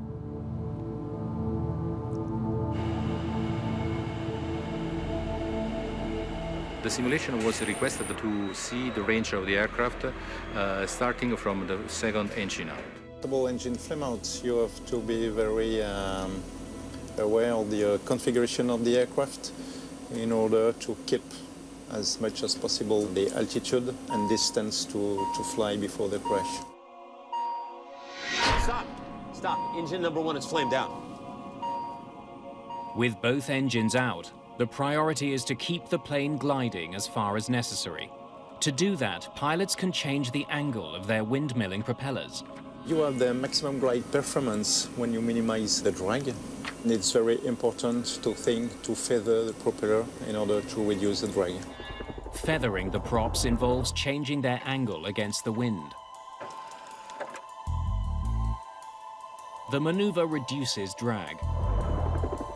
When you want to feather the propeller in flight, you first have to reduce the power lever to idle and put the condition lever back to feather position. The crew did not feather their props when their engines quit. The windmilling propellers created enormous drag. If the crew of Flight 1153 had feathered their props, they may have been able to glide further than they did. Let's get to 17,000 feet. By the time Captain Godby's second engine flamed out, he was just below 22,000 feet. To further reduce drag at that altitude, the plane should be slowed to 158 miles per hour, the ATR-72's ideal gliding speed. Surprisingly, to glide as far as possible, a pilot doesn't want to fly as fast as possible. The faster a plane flies, the more the airflow pushes against it, creating resistance. Every plane has an optimal speed to achieve the furthest glide. The crew continued flying up to 55 miles an hour faster than their optimal gliding speed. That added to the drag on the plane and reduced the distance they could glide. By feathering his props and reducing his speed, a simulator pilot in France was able to get the plane as far as Palermo. You're with me, Ellie, huh? Careful. Flight 1153 hit the water 26 miles from shore, well short of what the plane was capable of achieving.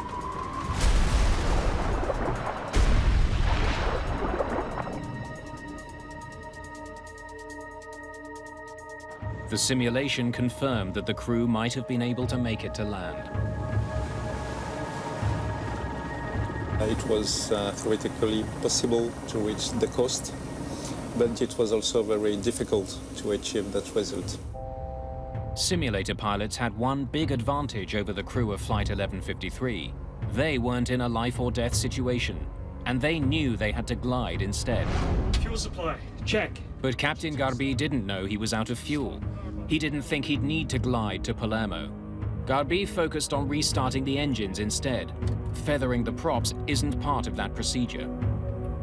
If the captain had known he was out of fuel, he might have acted to maximize glide instead. Once he realized that his engines wouldn't start, his focus was on trying to find a place to ditch the plane. Captain Garbi also had to contend with a lack of instruments, as well as radio interruptions. TUI 1153. What is your fuel load? Cockpit fuel quantity 1,800 kilograms. Most importantly, Captain Garbi had the lives of his 34 passengers to consider. Of course, it's much easier to cope with that kind of situation on the simulator, because if you do wrong, if you crash the aircraft, you have the magic button, right, reset, everything is okay again. And that's very different in the real life with passengers behind and when it's your life. Your distance is now 20 miles. We're not going to make it. The simulation highlights the importance of proper training to deal with unlikely situations, such as a twin-engine flameout. In aviation, it's a very rare event. Vincenzo Panetta's report urges airlines to train their pilots how to ditch without engine power. Better pilot training is just one of 17 safety recommendations in the accident report. Perhaps the most important, that ATR redesigned the fuel quantity indicator. In order to prevent a fuel quantity indicator type 42 on a 72 aircraft and vice versa. To prevent mechanics from installing the incorrect part, Panetta believes that the only answer is to design the FQIs so that they only fit on the plane they're meant for. 9 men faced charges of criminal negligence for the downing of Flight 1153, including the Tuninter mechanic who installed the wrong FQI, and Captain Garbi.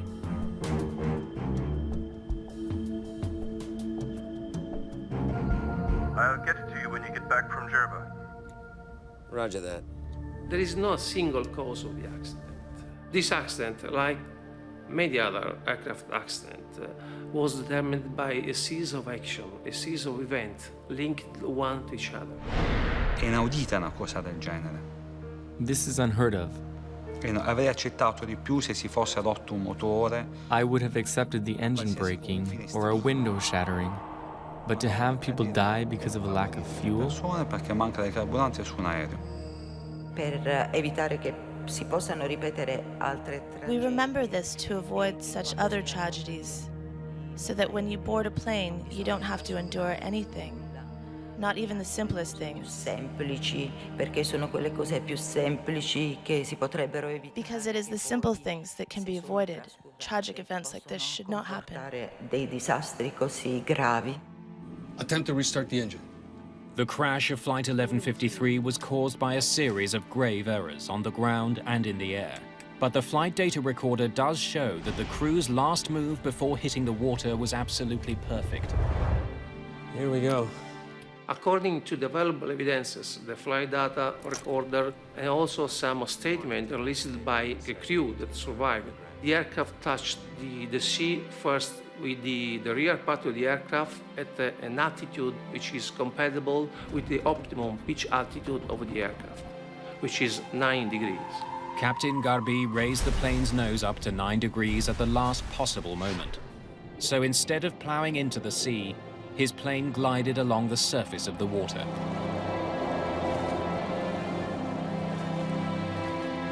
The maneuver likely saved lives by allowing more passengers to escape the ruined aircraft. His flying may have prevented this accident from becoming an even greater tragedy.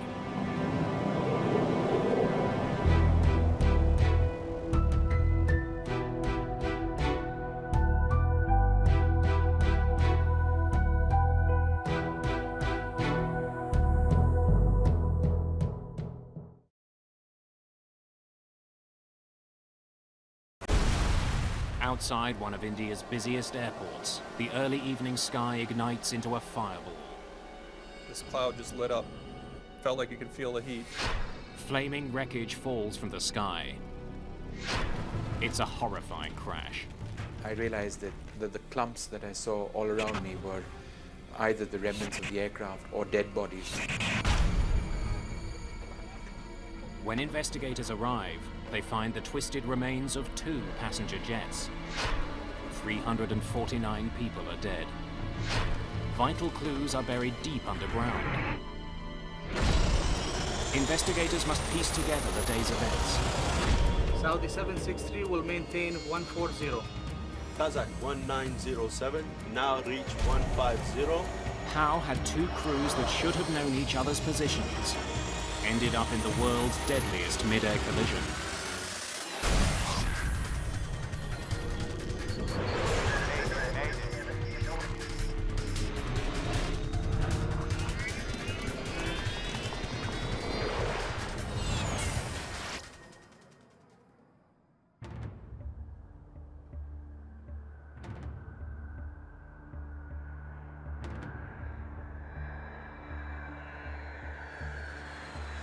Indira Gandhi International Airport, New Delhi. A gateway to India.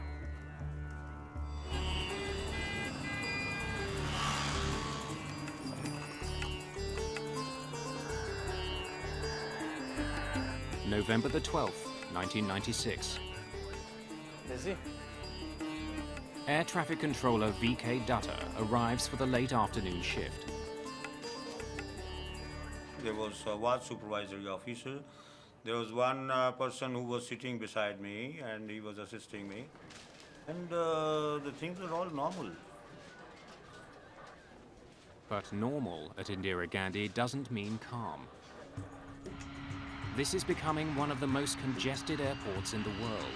In 1990, the government of India signed open skies agreements with several different countries. Those pacts have made it easier for foreign airlines to land at Indian airports. Many airlines are taking advantage of the new policy. Air traffic controllers are now handling more traffic than ever. The open sky policy acted as a catalyst in the air traffic growth. The volume of traffic grew from, I believe, 175 movement a day to around 225 movement a day. We have to perform during that time. So whether 10 aircraft come on that time or 20 comes, so you have to handle them. Just past 6 o'clock, Saudi Arabian Airlines Flight 763 takes off into the sunset. Gear up. Gear up. Clear on left. Captain Khalid Al-Shabaili powers the Boeing 747 away from the runway. His co-pilot, Nazir Khan, handles all radio communication. There are 289 passengers on board. Many are Indian workers returning to their jobs in the Middle East. Saudi 763, airborne 03, contact radar 127.9. While Flight 763 was on the runway, its movements were tracked and directed by an air traffic controller in the airport's tower. 279, good day. But shortly after the plane takes off, the tower passes the pilots over to approach controller VK Dutta, who's in another room at the airport. Approach controllers at Indira Gandhi guide planes through the airspace beyond the runways. They're in charge of all arriving and departing flights within 110 kilometers. The approach controller normally is responsible for arrival and departures of the aircraft, which are coming in. They are safely and expeditiously, they are brought to the final approach. Tonight, Dutta is controlling 5 flights. Some of these are leaving the airport, while others are coming in. His task is to keep those planes spaced safely apart. but not so far apart as to cause any delays. There's a continuous coordination with the tower who handles the ground traffic. So he would tell approach controller that this fellow is ready, and he is to be accommodated between these two flights. So that kind of dynamics we were doing at that time. Saudi 763 approaching flight level 100. Roger, climb, flight level 140. Clear to climb 140, Saudi 763. This evening, a United States Air Force cargo plane is coming in for a landing. Even though it's an Air Force jet, this flight is Dutter's responsibility. I think we probably had 3 or 4 back and forths with the controller where he was verifying our altitude or checking on our altitude, telling us about other traffic in the vicinity. Saudi 763 approaching 140 for higher. Saudi Flight 763 reaches its last assigned altitude of 14,000 feet. The pilots request permission to fly higher. Roger, maintain flight level 140. Stand by for higher. In order to coordinate incoming and outgoing traffic, Dutter wants the Saudi flight to stop climbing. Saudi 763 will maintain 140. Dutter is concerned with another plane, now flying east for a landing at Indira Gandhi Airport. It's a passenger jet operated by Kazakhstan Airlines. The Ilyushin 76 is a massive Russian plane. Originally built for the military, a modified version is now widely used as a commercial airliner.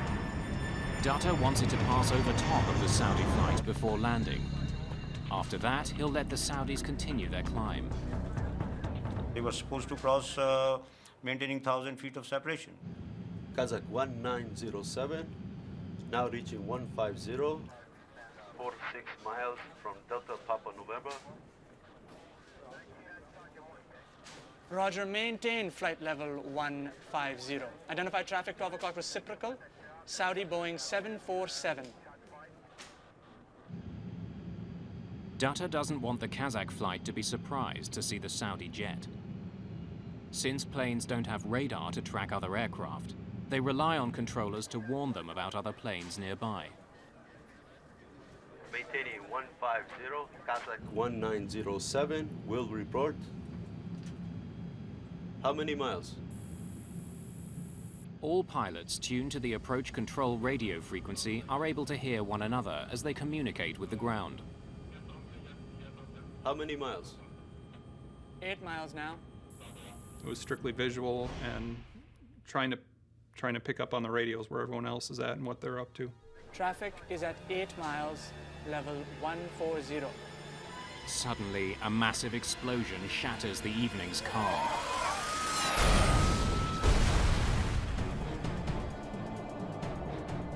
All at once, out of the right side of the window, right side of the cockpit, this cloud just lit up.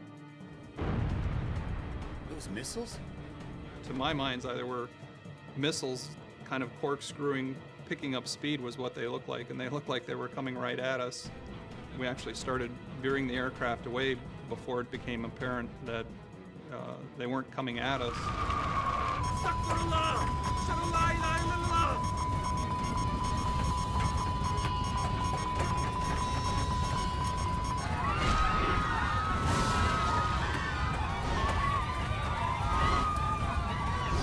The Saudi Airlines jet spirals towards the ground. Billy, this is 1815. 1815, say again? Got on the radio right away, called the controller. We saw something that looks like a big explosion. Then it struck to me that something has gone wrong. On Dutter's radar screen, both the Saudi jet and the Kazakh plane have simply vanished. When I saw other blips are coming in, so I watched the sweep again.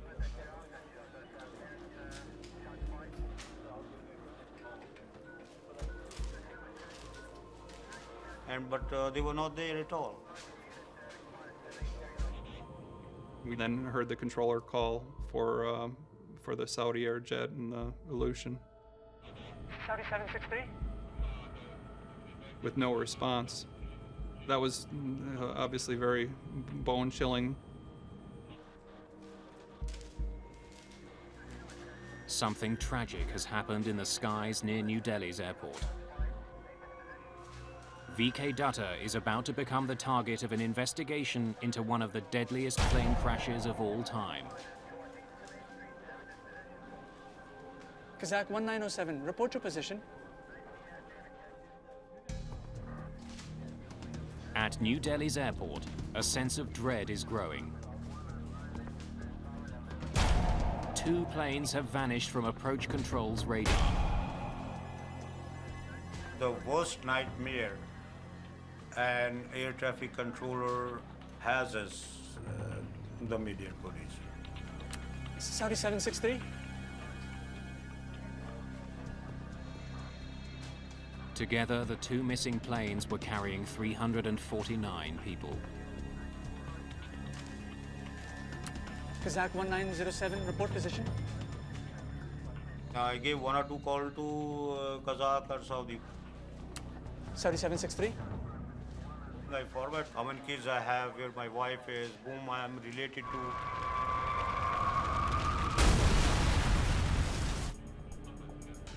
US Air Force pilot Captain Tim Place soon confirms the worst.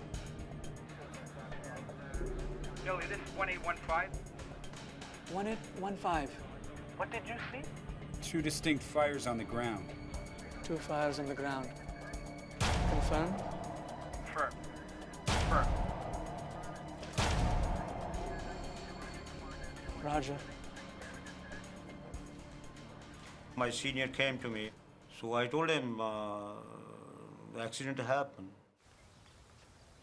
I told people who were to do search and rescue that the aircraft have crashed at 40 nautical miles west of Delhi. 2 planes have gone down over Charkhi Dadri. Charkhi Dadri is a town 65 kilometers west of New Delhi.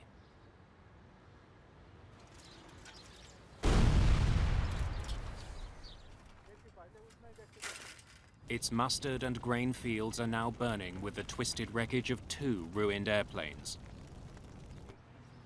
All of a sudden, the sky turned a bright red color, and I saw fire and smoke. One plane started to come towards us. There was fire and parts of the plane were flying everywhere. People were running. The plane's engine broke off and the plane started to spin out of control and fell into the field.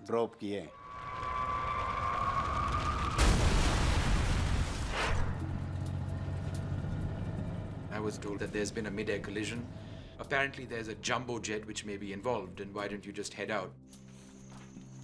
There was this adrenaline rush in that sense. I was very new in the business, and I knew I had to get that story.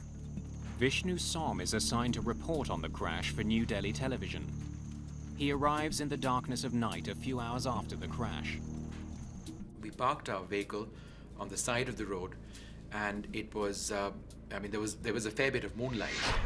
He and his cameraman are one of the first media crews to arrive on the scene. Hey, turn off the light. Don't want to attract attention. Police have likely cordoned off the area.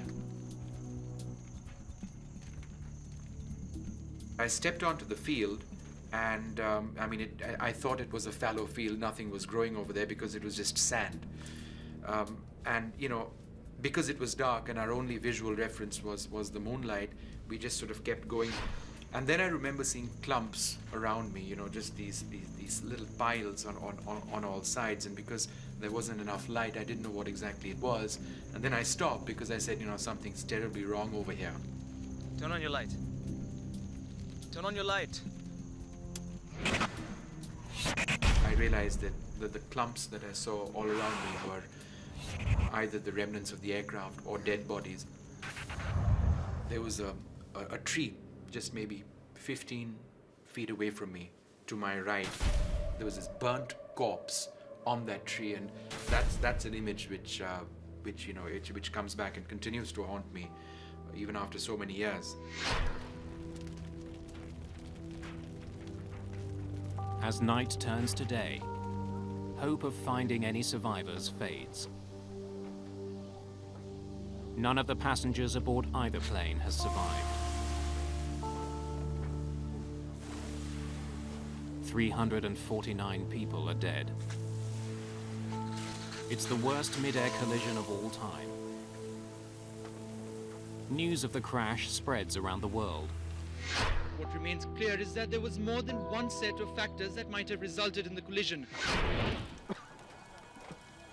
We have two very separate wreckage fields.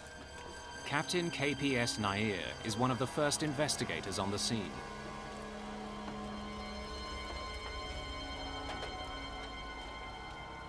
I was aghast, horrified. I can't explain it because I had not seen anything like that before. It is something which I can't explain. The Kazakh flight and the Saudi Airlines jet have fallen 7 kilometers from each other.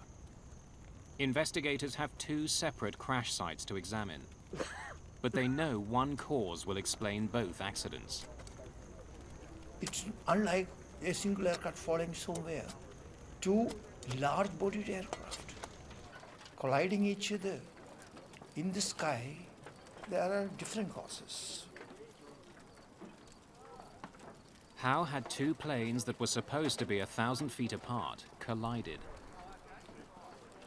Investigators consider three possibilities.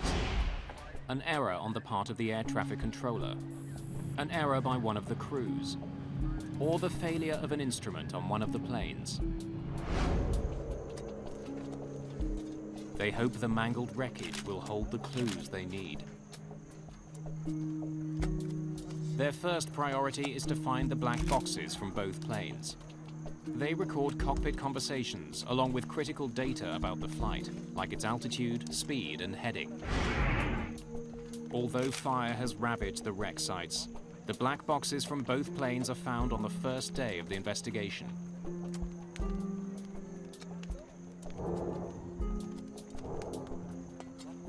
But for the moment, they hold their secrets.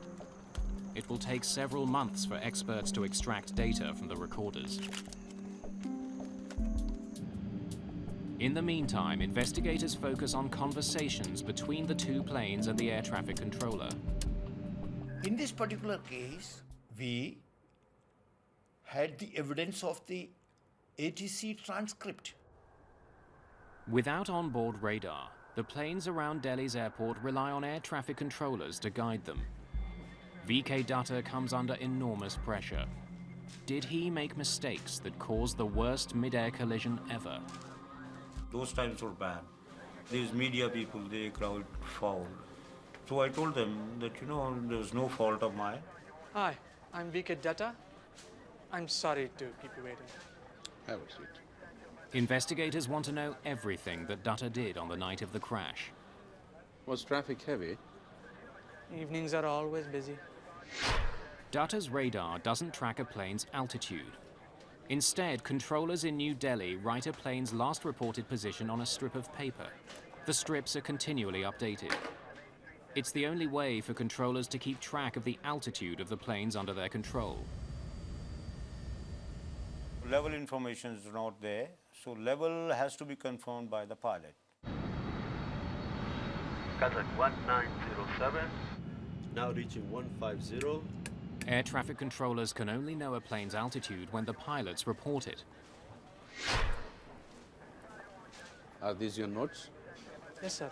This is the Kazakh one, and this is the Saudi one. Investigators learned that Dutta was in charge of 5 flights at the time of the accident, and that the Saudi and Kazakh flights were flying in opposite directions of the same aerial pathway. The area that Dutta manages is divided into a network of air corridors.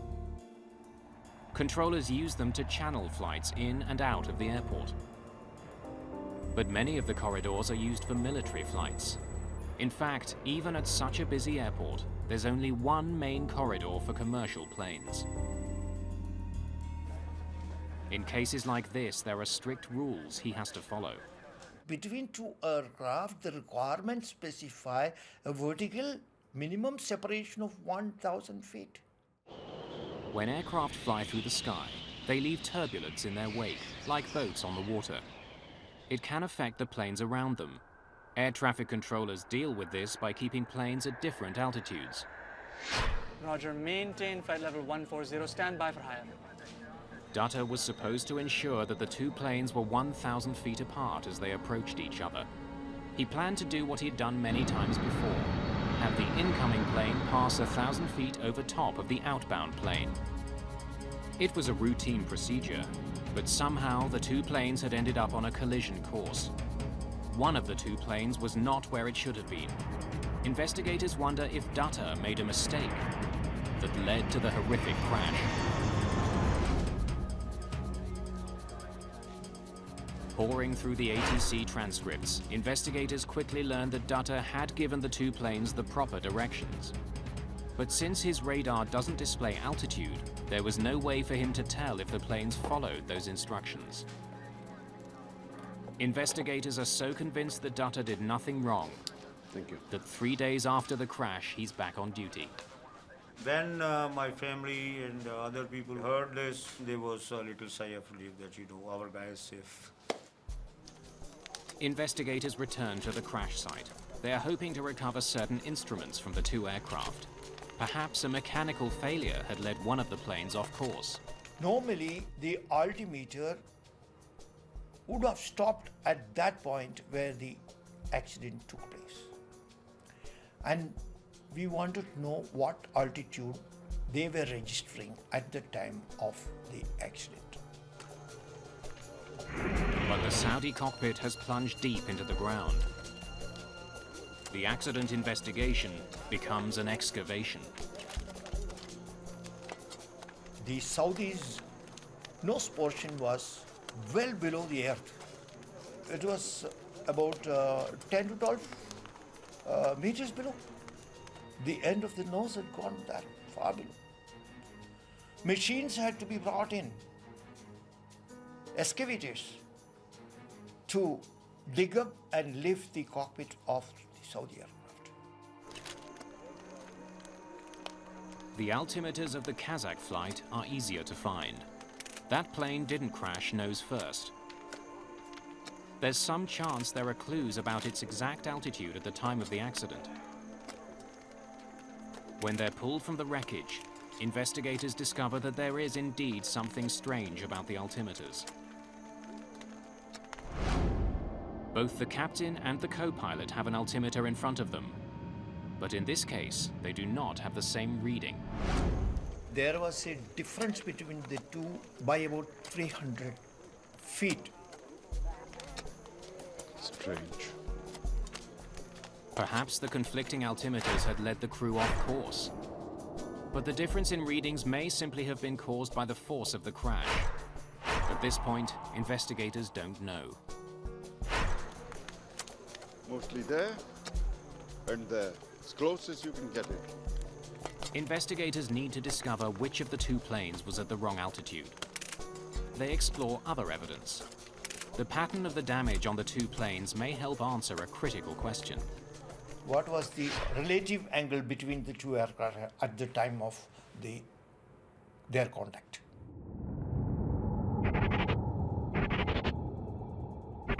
Most of the pieces from the two planes are kilometers apart, but a large section of the tail from the Saudi aircraft is found near the beginning of the debris field.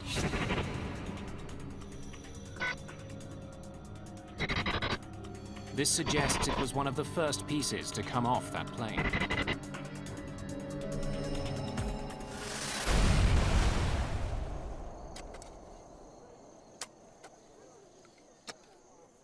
The significant points of contact in this particular accident in the air was between the tail end of the IL-76 and the wing portion of the Boeing 747 of Saudi Air.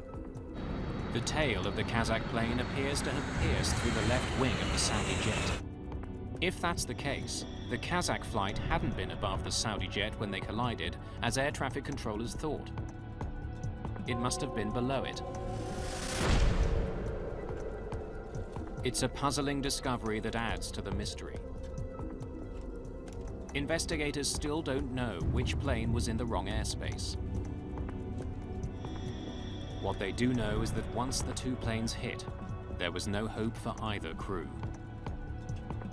After hitting the other plane's wing, the Kazakh plane's tail tore through the horizontal stabilizer at the rear of the Saudi 747. 5.5 meters of it is torn off. Without it, the Saudi crew can't control their plane. The result is the aircraft goes into uncontrollable spiral. And in this particular case, if I would say both the aircraft had got into that situation.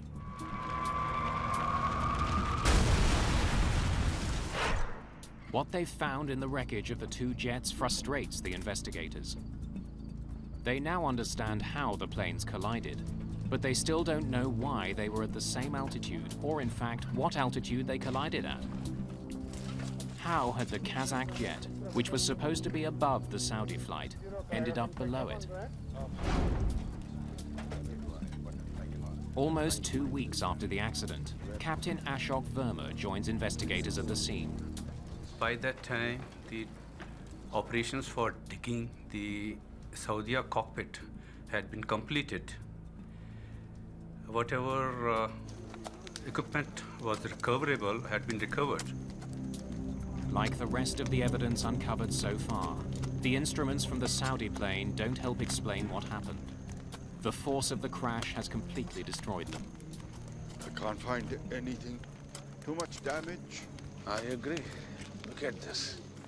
We could hardly find any useful material. With the disappointing discovery, investigators are forced to move on. They've learned all they can at the crash site. The case now depends on what they can find out from the black boxes. Investigators hope that somewhere on the cockpit recordings or buried in the flight data are the clues they need. Where were the planes when they collided? And how had they ended up on a deadly collision course? Get to the 150! Just at the 140! Start the gun!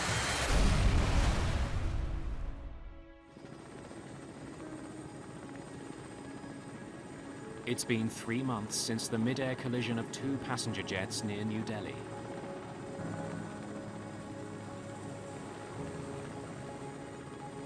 Investigators have been frustrated by a lack of conclusive evidence. They hope the plane's black boxes will help them solve the case. In order to avoid any suggestion of bias, the boxes from the Saudi flight are being analyzed in England. Technicians from the Air Accidents Investigation Branch try to extract valuable data. The neutrality of the state where the recorders are handled was an essential thing. Each plane was equipped with 2 black boxes, a flight data recorder and a cockpit voice recorder. The flight data recorder contains information on dozens of aspects of a plane's performance. Among them, the altitude, the airspeed, and the changes pilots make to the flight controls.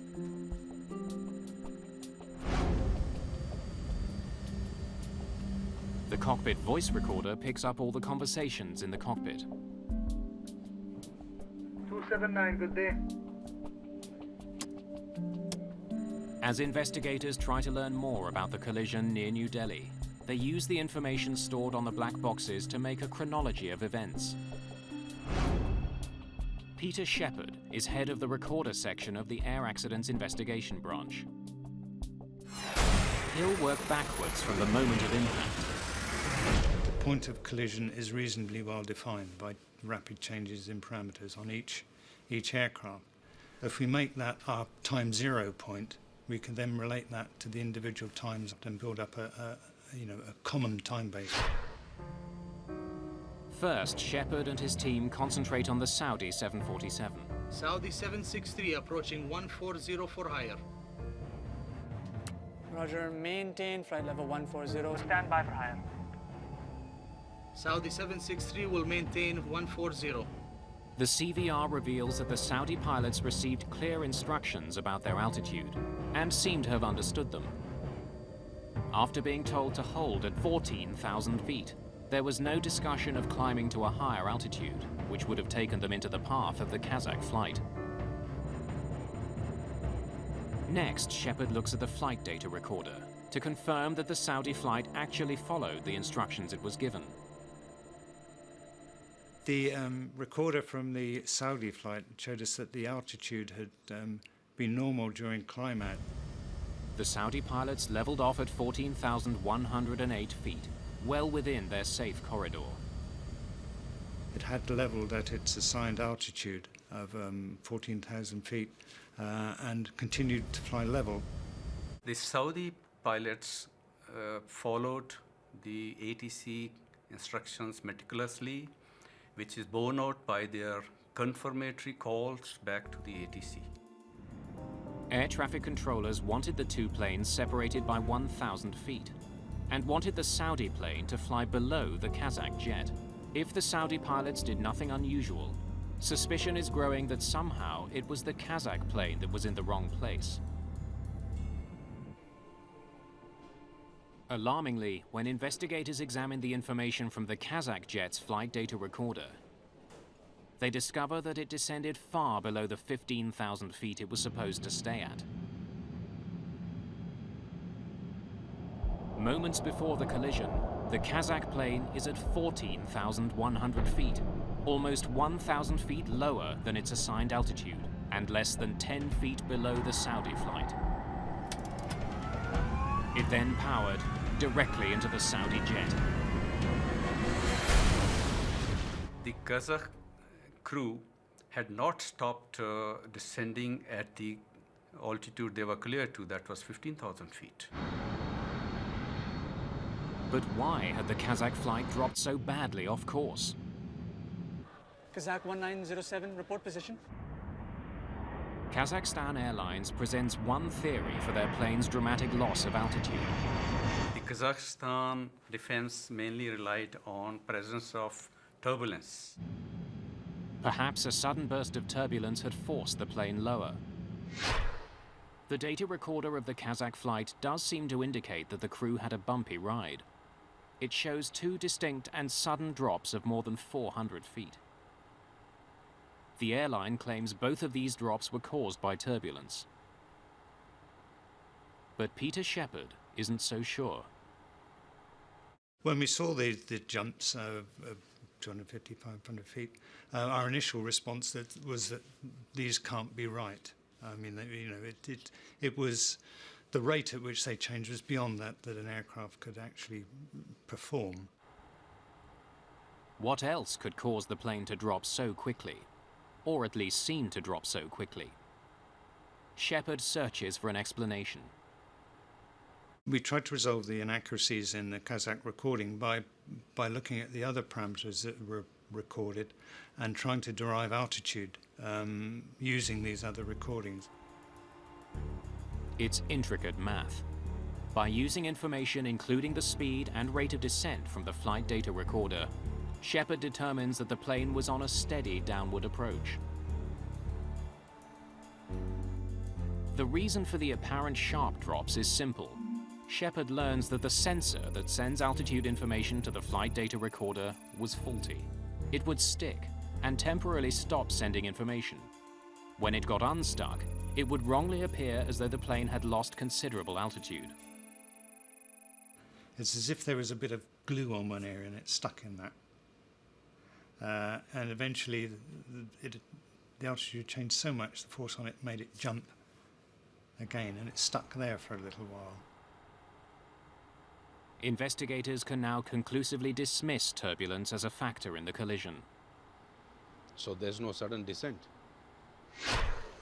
Scanning maintenance records, investigators also discover that there was no problem with the Kazakh plane's altimeters. They conclude that the difference found in the cockpit instruments was a result of the crash. It didn't cause it. To understand why the Kazakh plane kept descending after it was told to hold, investigators turn to the cockpit voice recorder. It begins long before the crash itself. Initially, there are no hints that anything is wrong. Kazakh 1907. Report level passing. Passing 240, Kazakh 1907. Because the Ilyushin 76 is a modified military plane, it has another unusual feature, a position for a radio operator in the cockpit. Igor Rep mans that position and handles all communications for the Kazakh flight. Roger. Over to Delhi approach 127.9. 127.9, bye-bye, Kazakh 1907. As the aircraft nears the airport, Rep gets in touch with approach controller Dutta. Delhi approach, good evening. Kazakh 1907. Passing 230 to 180. I told Kazakh to descend and maintain flight level 150. That is 15,000 feet. Roger, Kazakh 1907. Descend flight level 150. Report reaching. 1,000 feet vertical separation is sufficient, and that was granted to the two aircraft. Kazakh 1907, now reach 150. The Kazakhstan radio operator had at one time stated reaching flight level 150. It's just 1 minute before the impact. And at this point, the Kazakh plane appears to be right where it's supposed to be, 1,000 feet higher than the Saudi plane. But investigators know that instead of leveling off, the plane continued to descend. This is where the trouble starts. As investigators compare the flight data information to the cockpit voice, they notice something disturbing. Kazakh 1907, now reach 150. When Rep calls out that they've descended to 15,000 feet, he's actually over 1,000 feet higher than he thinks he is.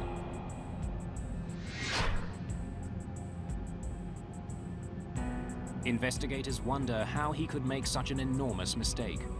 Why would he say he was at 15,000 feet, when in fact he was at 16,000? They consider the layout of the cockpit. A radio operator does not have his independent altimeter. There are two metric altimeters fitted in front of, one each in front of the pilots. With some effort, the radio operator could also see this. Whatever the reason, Rep is mistaken about his plane's height, and he's the only one in contact with the ground. Despite being told to remain at 15,000 feet, the plane continues to descend. As it does, Dutta issues a warning to the Kazakh pilots. Identified traffic, 12 o'clock reciprocal, Saudi Boeing 747 and 10 miles. Likely to cross in another 5 miles. Report if in sight. He tells them to watch out for the Saudi flight, but the Kazakh jet just keeps flying lower. Ahead. Ahead. Just before the crash, Igor Rep seems to have recognized that the plane is now flying dangerously low. But his warning doesn't come in time. Keep the 150. Do not descend. Accelerate, on you. The cockpit voice recorder proves what investigators found in the flight data. At the time of the crash, the Kazakh jet was trying desperately to get back on course. Get to the 150. Because at the 140. Stop the one! But investigators are still puzzled. Why had the Kazakh plane kept descending? After ruling out controller's error, ruling out the mechanical failure, do you have to go further into details of human behavior during the operation of a flight? Kazakhstan is one of several now independent republics that used to be part of the Soviet Union. The national airline has a reputation at Indira Gandhi Airport. There was always a sense that, these were small fly-by-night operators essentially doing the charter business, and they didn't necessarily follow the conventions of modern Western aviation. We examined their background of knowledge of English language. The crew in the Soviet states, they pass English examination, but they're not fluent in spoken English. Verma now listens more closely to the cockpit voice recorder, looking for an indication that the crew misunderstood their instructions. Had a language barrier caused the crash? How many miles? Traffic is at 8 miles, level 140.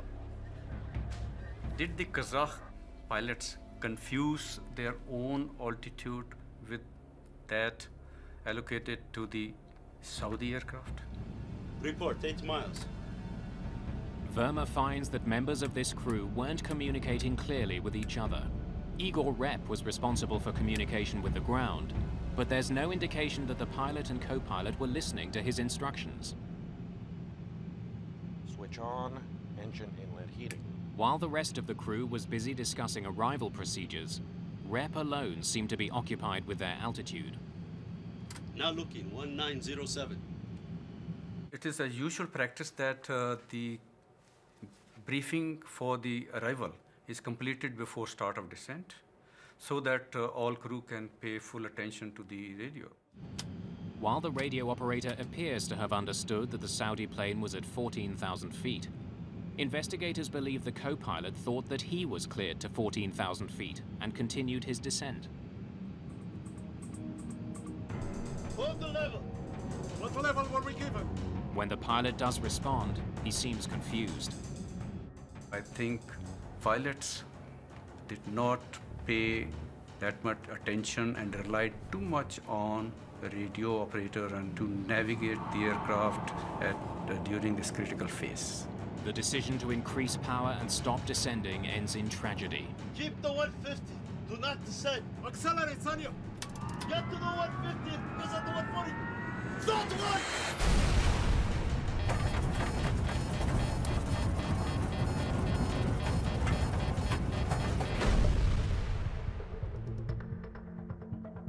The final report points a finger squarely at the crew of the Kazakh plane. In the wrong place at the wrong time. A simple misunderstanding led to the deaths of 349 people. The investigation concluded that the primary cause of this Midair collision was non-adherence to the authorized altitude allocated to the Kazakhstan aircraft. Investigators are confident they know what caused the worst mid-air collision in aviation history.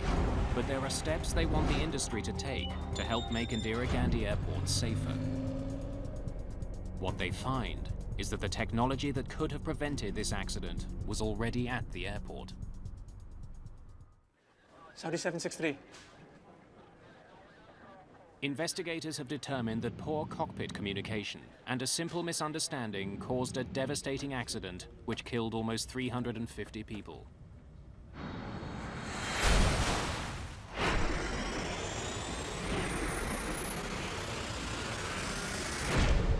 But technology existed that could have helped avoid this accident. Systems that would have helped both the pilots in the air and the controllers on the ground. Investigators are especially critical of the radar that was being used in New Delhi. Air traffic controllers did rely on fairly outdated technology at that stage. There wasn't any secondary radar available at Delhi Airport. There was only an old primary radar. Primary radar sends out radio signals to locate airplanes in the sky. The signal bounces off the plane and back to a dish on the ground. It reads a plane's position, but not its altitude. The primary radar gives you a 2D picture. Secondary radar works differently. A transponder aboard an aircraft sends a message to the ground with key information about the flight, including its altitude. Saudi 763 approaching flight level 100. Roger, climb, flight level 140. On the day of the collision, approach controller VK Dutta could only rely on what the crews told him about their aircraft's altitudes. That's at 1907. Now reach 150. The Kazakh radio operator said that they were flying at 15,000 feet, but Dutta had no way to confirm that. If he had known the Kazakh flight's actual altitude, he could have diverted the Saudi flight from its path.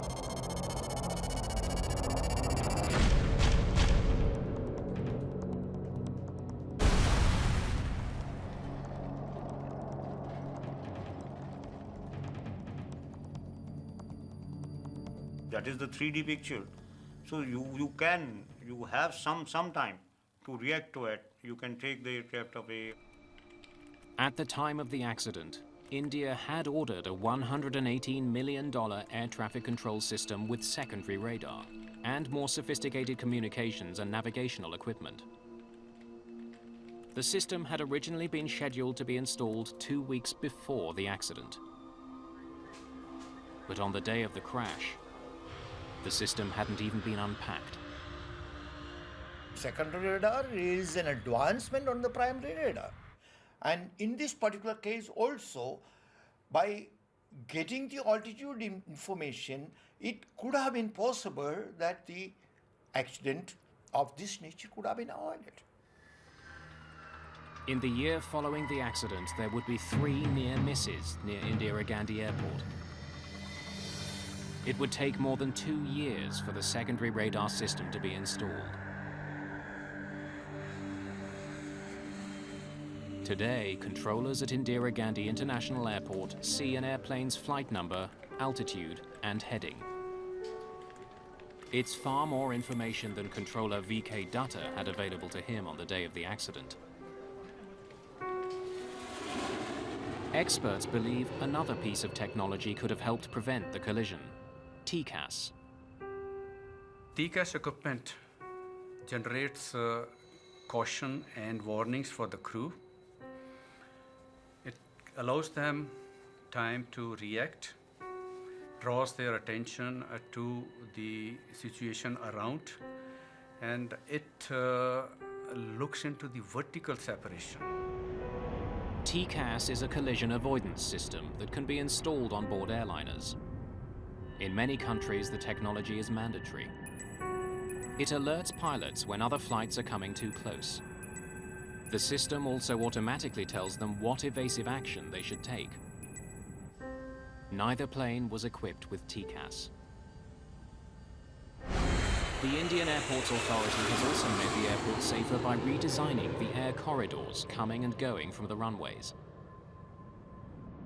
At the time of the collision, there was one main air corridor for commercial planes landing and taking off from Indira Gandhi International Airport.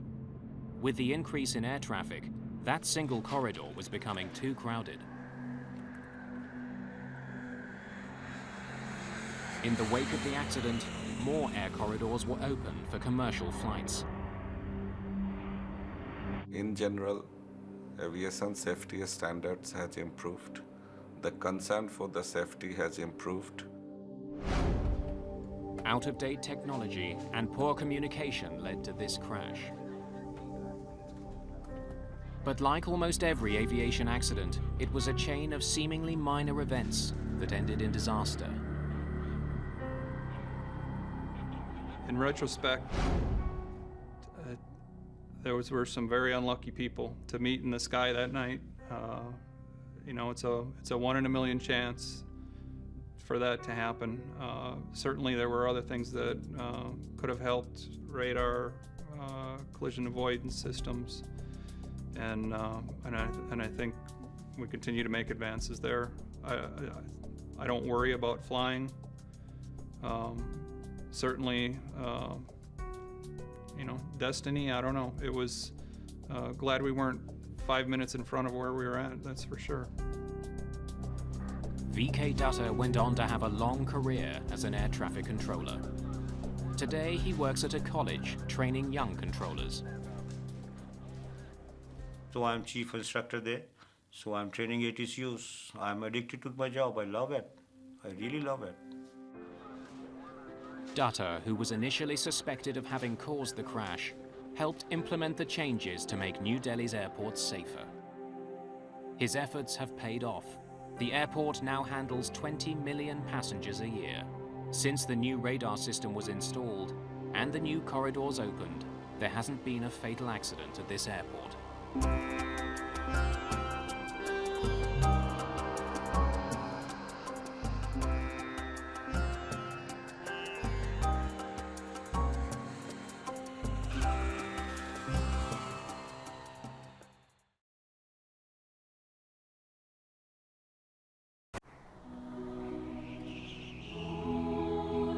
It's a few days before Christmas.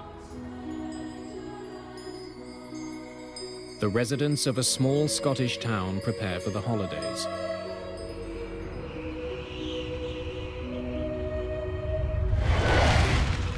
Danger is fast approaching.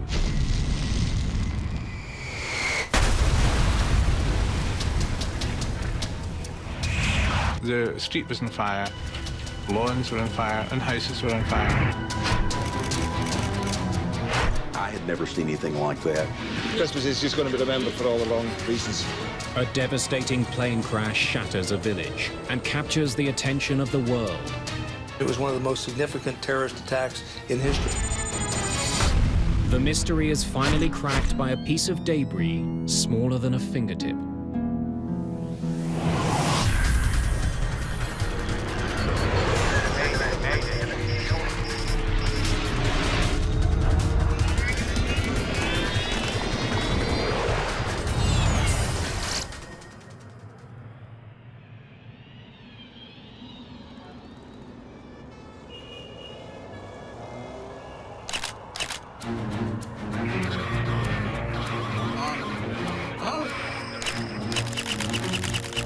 October the 26th, 1988, near Dusseldorf.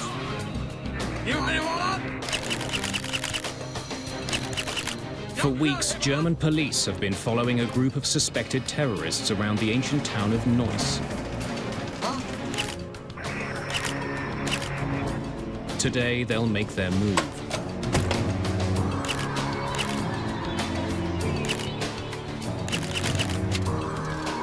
Jetzt! BK! BK!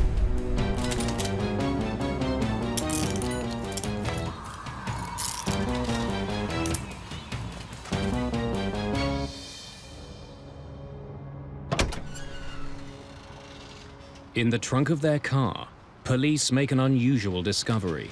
Berühren Sie es nicht.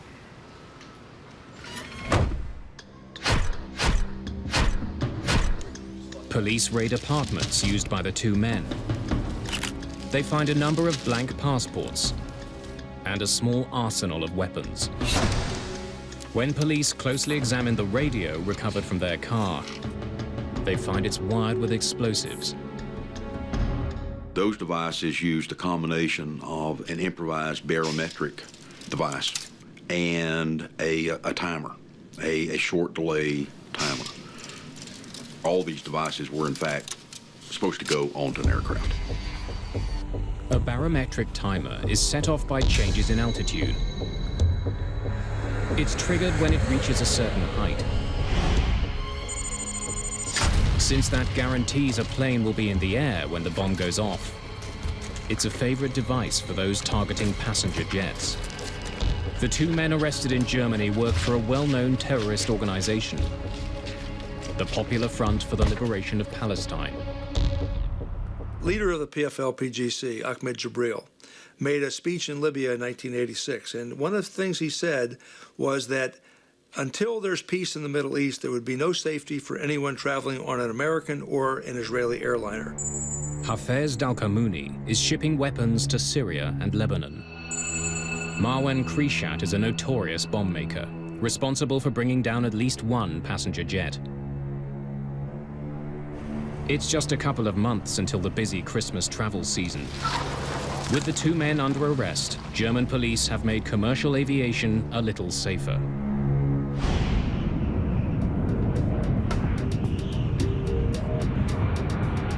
Two months later, Pan Am Flight 103 is on its way from London to New York. The jet has just taken off from Heathrow Airport. There are 259 people on board. Most of the passengers are American. Charles McKee actually works for the US government. Khalid Jafar lives in Detroit and is returning home from a trip to Lebanon and Germany. The first part of the trip to the United States takes the plane northwest up over Scotland. The so-called Daventry departure is one of 6 preset routes that jets follow on their way out of Heathrow. Lockerbie is one of several small towns the plane will pass over. Tucked away in the Scottish lowlands, residents are barely aware that they live below a busy aerial highway.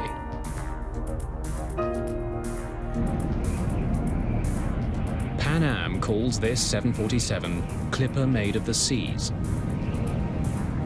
As it levels off at 31,000 feet, the crew gets in touch with air traffic control. Good evening, Scottish. Clipper 103, we are level at 310. 103, you are identified. Captain James Macquarie is 55 years old. Like many passengers on this pre-holiday flight, he's heading home.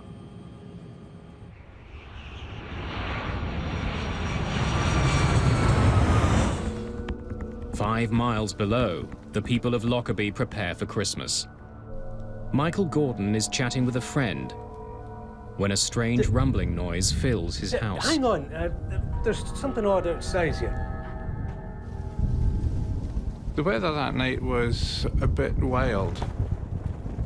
There was a fairly strong westerly wind, and I could hear it hitting the window in front of me.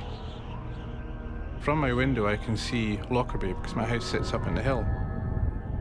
And I heard this noise which was above the noise of the wind, and the noise sounded like thunder. And the noise got louder and louder.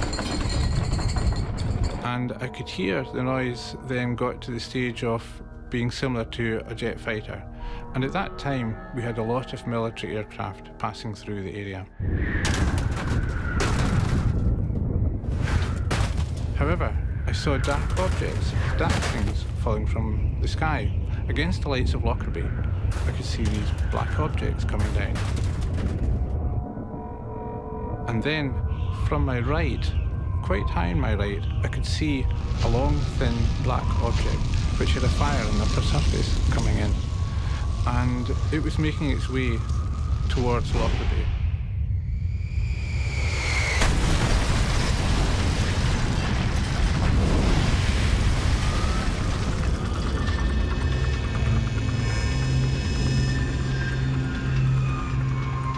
When it hit, there was the most horrendous explosion, and I could hear the tiles on the roof of my house lifting.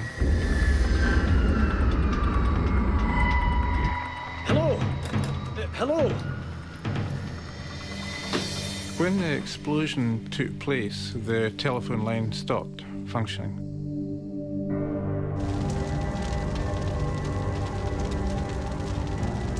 Lockerbie is burning. Enormous flames reach into the night sky. Michael Gordon races to the neighborhood that is hardest hit. The street was on fire, the lawns were on fire, and houses were on fire. And it was difficult to go without finding my trousers burning and my shoes burning.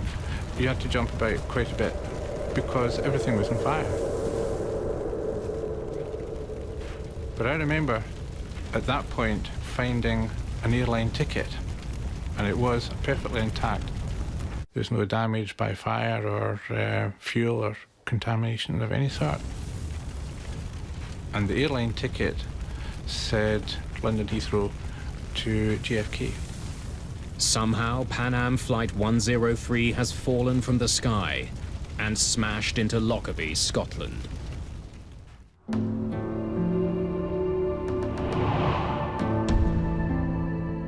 In the daylight, the full horror of the crash of Pan Am Flight 103 is obvious.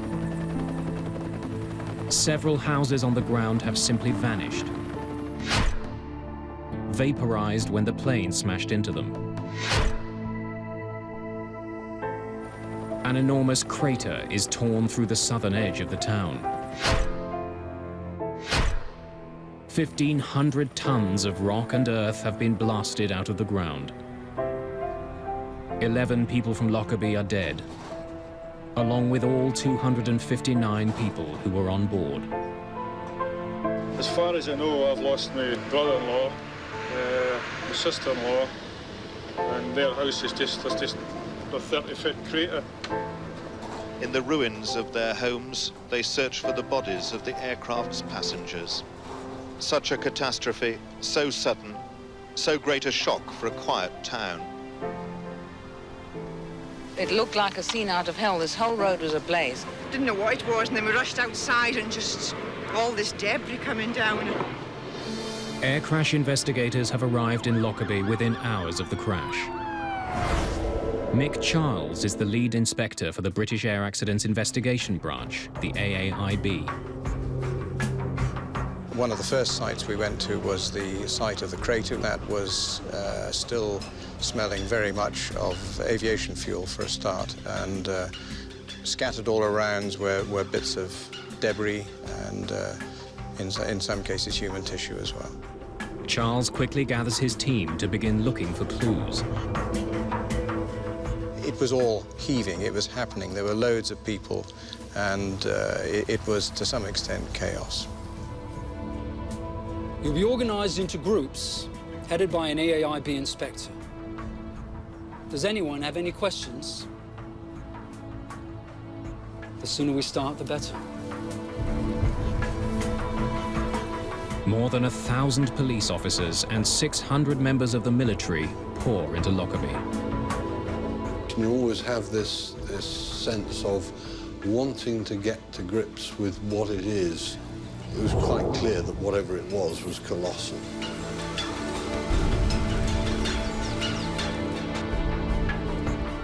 Any debris that's found is put into clear plastic bags and left to be collected later.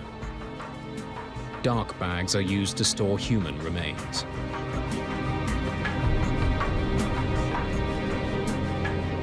It's just days before Christmas, but the holiday spirit has been shattered.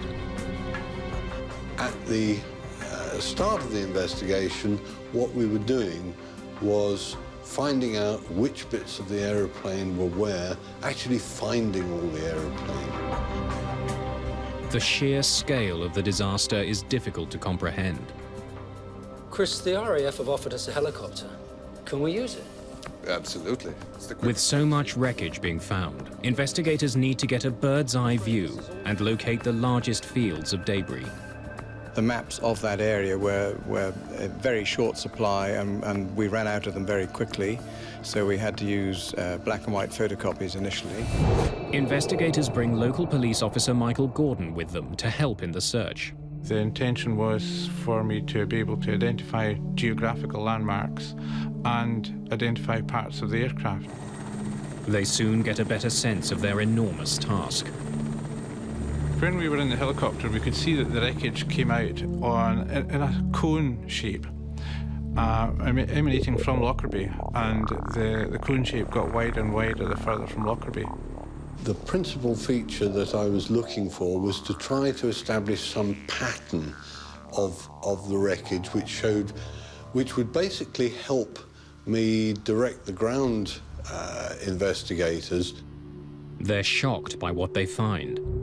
Pieces of the plane are scattered over an area larger than all of London. More than 2,000 square kilometers. It quickly becomes clear that Pan Am 103 was coming apart long before it hit the ground. Normally, you're seeing a fairly contained accident site.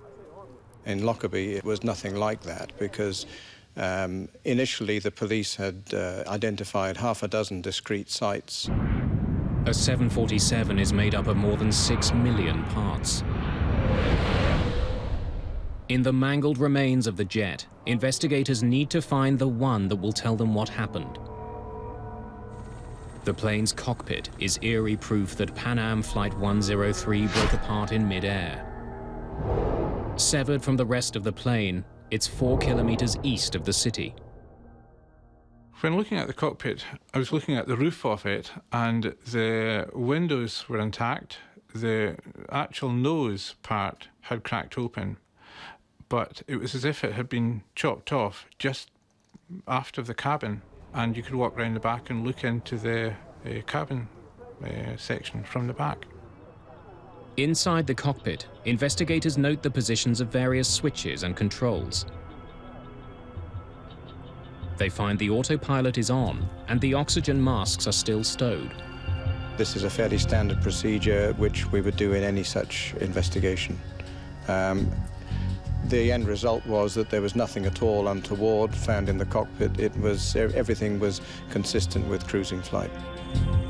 Soon, investigators discover why the damage to Lockerbie was so devastating. The main wreckage which fell on the town of Lockerbie was the wing, which is basically both the left and right wing, complete with the structure in the middle. Investigators estimate that the plane was loaded down with 90,000 kilograms of fuel.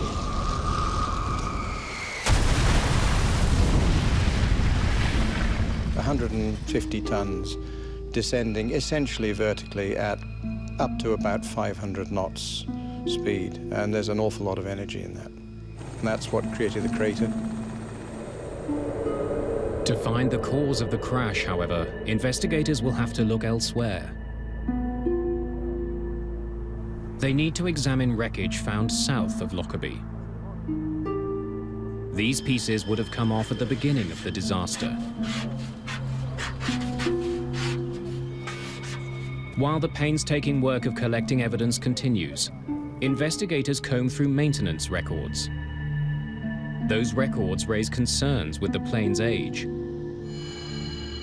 Clipper Made of the Seas was the 15th 747 ever built by Boeing. This was one of the older Boeing 747s. It was built in 1970, so it was 18 years old and had got something like 75,000 flying hours. Perhaps some critical part of the plane had given way as it flew over Lockerbie. The two obvious possibilities were that it was a straightforward structural failure, or it was possibly the result of sabotage.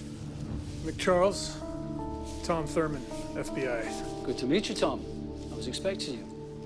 While the investigators are searching for possible answers in the history of the plane, the second possibility, sabotage, is also being pursued. We were there to provide technical expertise to the Scottish investigators into explosives and explosive damage, and that the telltale sign that it could be a bomb.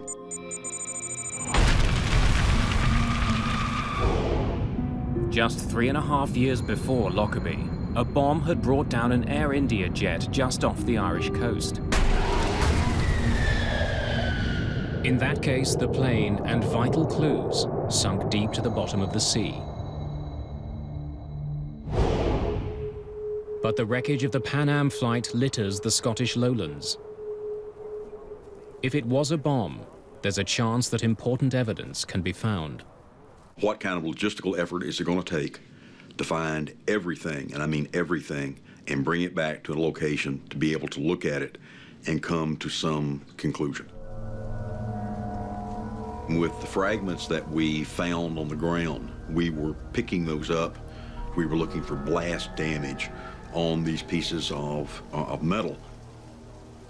But until we found something that said it was a bomb, physical evidence, it was an accident. We were very mindful of the fact that there was plenty of reports in the media about it being a terrorist act. It's a question of what evidence you find and which direction to take the investigation.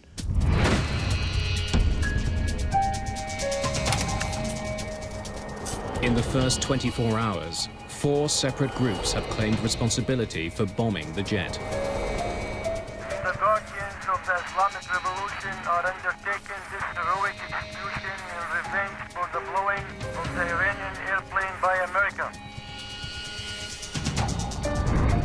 Dick Marquise is an expert on international terrorism working for the American FBI. A number of organizations either claim credit for or were given credit, including groups from Iran and Palestinian groups, and one Irish group also claimed responsibility for it. 6 months earlier, the US Navy shot down an Iranian passenger jet. 290 people were killed. The American government claims it was an accident, but Iran has vowed revenge.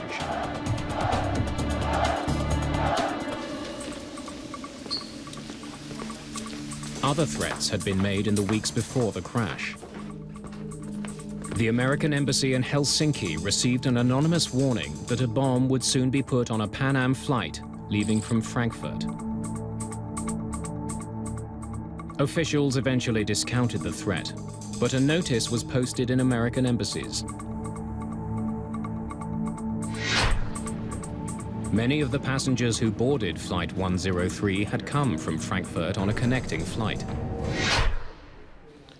Right, excellent work, everyone. Then, on Christmas Eve, just 3 days after the crash of the plane, the investigation gets an enormous break. Everyone clear on what they need to do this evening? Terrific.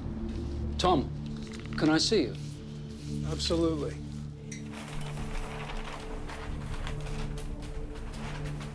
Yeah. You'd like to put your gloves on, I think, for this. Mick Charles had a bag and had a piece of metal in the bag. What is it? We think it's a piece of luggage rail. It helps guide the cargo containers into place. Inspectors in the field discovered items which they recognized as being not part of a normal failure sequence that you would expect if it had been a structural failure. Nick, this has been very near an explosion. That's what we thought as well.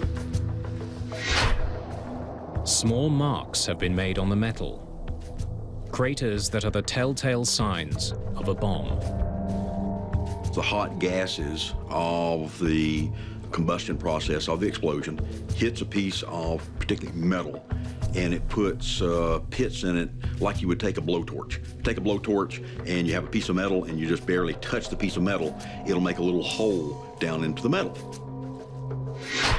It's the first piece of wreckage from outside the town of Lockerbie to show any signs of being damaged by fire. Where did you find it? I'll take you out in the morning. The Scottish countryside is about to become the largest crime scene in the world. It's Christmas Day, 1988. But in Lockerbie, Scotland, people are still reeling from a devastating plane crash. Christmas is just going to be remembered for all the wrong reasons. It's just tragic for everybody. We'll never believe in God again. For air crash investigators, December the 25th is treated like any other day at work. That was, in my mind, the most distinguishing characteristic of Lockerbie. And although it was over Christmas, you just stay there and you do what you have to do. Investigators converge on a farmer's field outside of the town. Over here! Keep yelling! We can't see you! The weather had turned horrible. Foggy, kind of misting rain. You couldn't see 10 feet in front of you. And there was debris literally all over the place. Another piece of the baggage compartment rail has been found.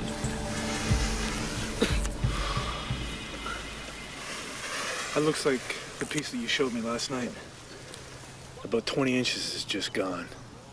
And lo and behold, that was the other piece of the skid rail that was literally sticking in the ground. We made some photographs. You know, it was a Christmas present that we could go out there to this farm and find the other piece of metal that had been blown off. No, we were not fascinated. We were pumped. This piece also has pits and craters in it, indications that it was close to an explosion.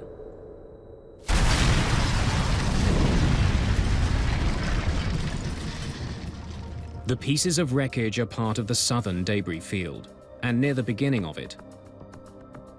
The placement suggests they were some of the first parts to break off the plane. We were very suspicious that it was a bomb which had caused this destruction, but we were not prepared to say anything until we'd had those details confirmed by the forensic experts. A British forensics lab has made the critical link. Traces of 2 chemicals used to make plastic explosive are found on the debris recovered near Lockerbie. On December the 28th, just 7 days after the crash, investigators have their proof and announce it to the world. It has been established that 2 parts of the metal luggage pallet's framework show conclusive evidence of a detonating high explosive. The crash of Pan Am Flight 103 is now officially a crime. Our mandate with regard to Lockerbie was find out who did it and prove it. Because what we wanted to do is bring someone to justice and make them answer for killing 270 people. With terrorism now the official cause, rumors start to fly. Speculation eventually focuses on two passengers. Charles McKee works for the US Department of Defense. Charles McGee was returning from the Middle East, where he was working trying to free hostages that had been taken in the Middle East during the mid-1980s. The hostages McKee was trying to release were being held in Lebanon. In 1988, a civil war was tearing that country apart. Americans were seen as useful bargaining chips. There was speculation in the media that Charles McKee may have been targeted by terrorists because of the work he was doing. McKee isn't the only passenger who captures the attention of the media. Khalid Jafar was 20 years old and was returning home to the US after a trip to Lebanon and Germany.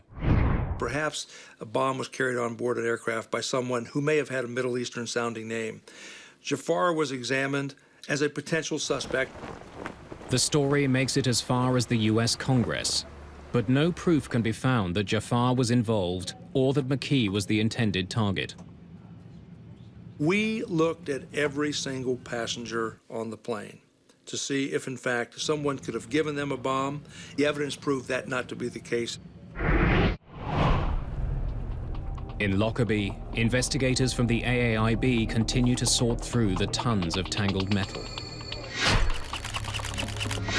We could, I suppose in theory, have just stopped, but we thought, we know it's a bomb, we have all of the wreckage over land, it's an ideal opportunity to recover it all and to understand it properly. We knew it was a small bomb, but we didn't understand the explosive processes. Investigators are particularly interested in the hull of the aircraft. They move pieces of it to a military hangar just outside of town.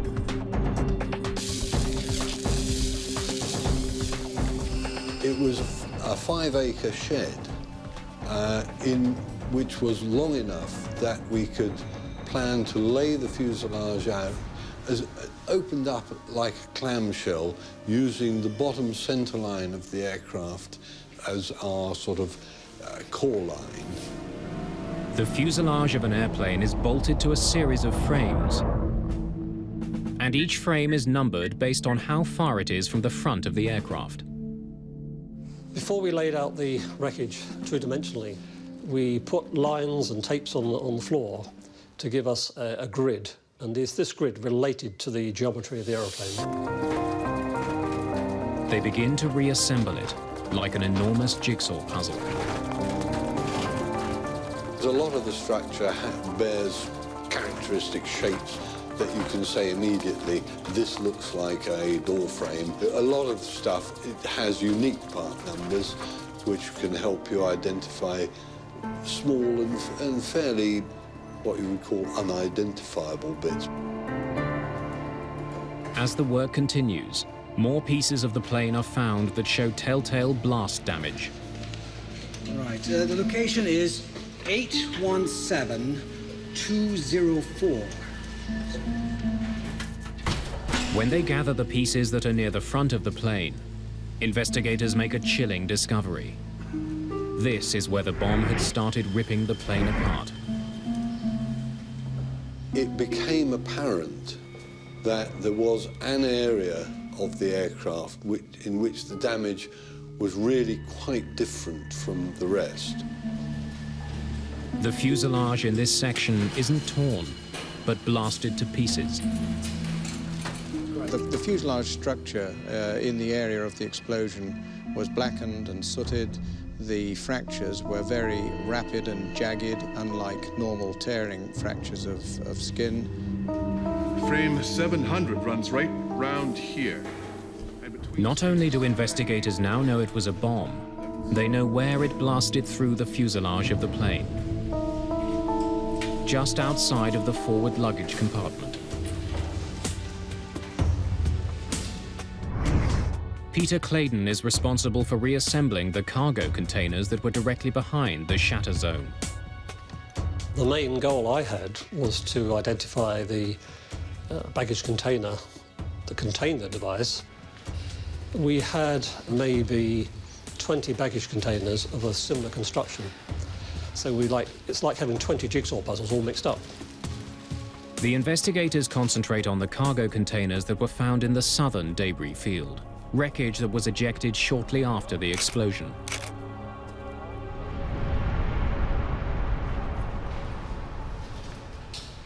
We concluded that there were only two on the aircraft, one made of aluminium, one made of fiberglass, and they had been adjacent to each other on the aircraft, and they were the only two that exhibited evidence of an improvised explosive device having detonated. The metal container, AVE-4041, is of particular interest. It was resting directly behind frame 700, where the blast damage is the worst. The damage caused to the metal container was quite severe. The damage to the adjacent fiberglass container, I think you might call it collateral damage. Investigators create a simple framework and attach the pieces of the real cargo container to it. As they do, it becomes clear. AVE-4041 carried the bomb that brought the plane down. Closely examining damage to the floor and the side of the container, investigators are also able to pinpoint the height of the bomb, where it was in the container when it exploded. What that said to me was that the device was probably in a suitcase, and that suitcase was probably not on the floor of the container. It looked like it was one level up. According to luggage records, it means that the bag containing the bomb had come from a connecting flight. While investigators are assembling a piece of the metal container, they discover a fragment of wreckage that doesn't belong. When I was looking at it, I saw a little piece of debris trapped in one of the folds. So gently flexing this apart, it fell out. When I looked at it, I could see it was a fragment of a printed circuit board, an electronic circuit board. Can you bring me a camera and an evidence bag, please?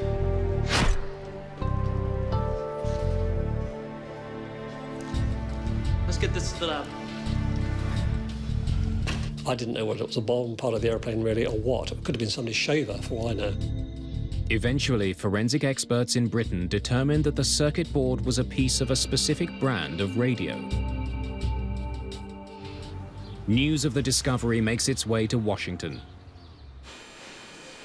It reaches Tom Thurman, who's returned to his office there.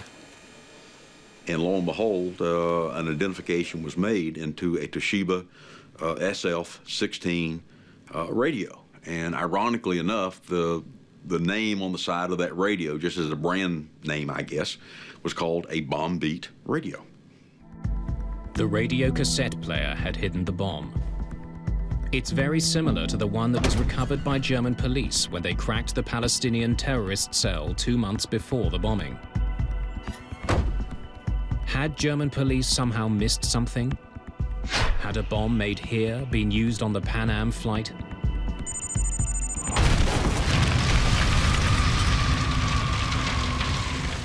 When the bombing happened, one of the initial suspects certainly was the PFL-PGC cell in Germany. The intelligence told us that the PFL-PGC was probably responsible for this. 49 passengers who eventually boarded the Pan Am flight started their journey in the German city of Frankfurt. Their bags were placed onto Flight 103 in London. But the airline did not ensure the passengers who checked in the bags actually got onto the plane. Perhaps a bomb made in Germany had slipped through the cracks at Heathrow while the terrorist walked away. We had to then, if that was the case, prove it. As the investigation continues, there's a puzzling discovery. While made by the same company, the cassette player used in the Lockerbie bombing is slightly different from the one that was seized in Germany. Both were contained into Toshiba radios, but one was a one-speaker model, and the one that blew up the Lockerbie plane was a two-speaker, more updated model radio. The difference in the model of radio being used raises doubts. Perhaps the terrorists in Germany are not responsible. You can look at the way that a device is put together and say, hey, I know who put this together because I've seen this before, and this is the way that this bomb builder puts a bomb together. To call it a bomber's signature. Law enforcement officials need more clues to figure out who had built the bomb.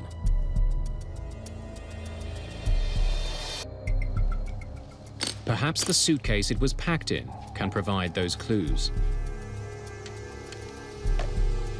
Studying small pieces of wreckage, British forensic experts find that the suitcase was a hard-sided Samsonite 4000. Samsonite made only a few thousand of these suitcases and sold all of them in the Middle East. Several pieces of clothing have also been identified that were very close to the explosion, likely in the suitcase that concealed the bomb. Most of these clothes were made by a single manufacturer and were only sold on the tiny island of Malta. So Malta became the focus of the investigation because of the manufacture and eventually distribution of some of the clothing that was found at Lockerbie. Investigators find the shop in Malta where the clothes were sold. The owner gives them another clue. The key thing that he told us was the person had a Libyan accent, something we didn't really have evidence yet that tied Libya to the bombing. It was just 2 weeks before the attack on the Pan Am flight. In 1988, Libya was reeling from a number of confrontations with the American military. Economic sanctions had been imposed. The country was isolated, and its leader, Muammar Gaddafi, aggressively anti-American. Perhaps the bombing of the Pan Am flight was an attack by Libya against the United States. Pouring through baggage records for the Pan Am flight, police discover one piece of luggage that had been carried from Malta to Frankfurt earlier that day.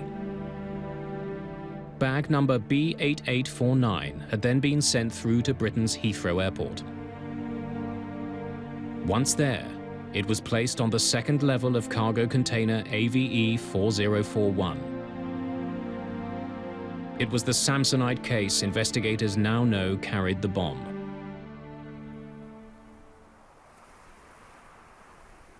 More than a year after the crash, a new discovery in Lockerbie helped simplify the confusing series of clues.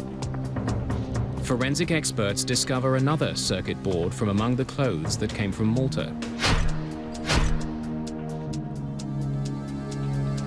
It doesn't come from that circuit board that was in the SF-16 radio. And this circuit board is half the size of your thumbnail. A photo of the circuit board is sent to Tom Thurman. He believes it could be a piece of the timer from the bomb.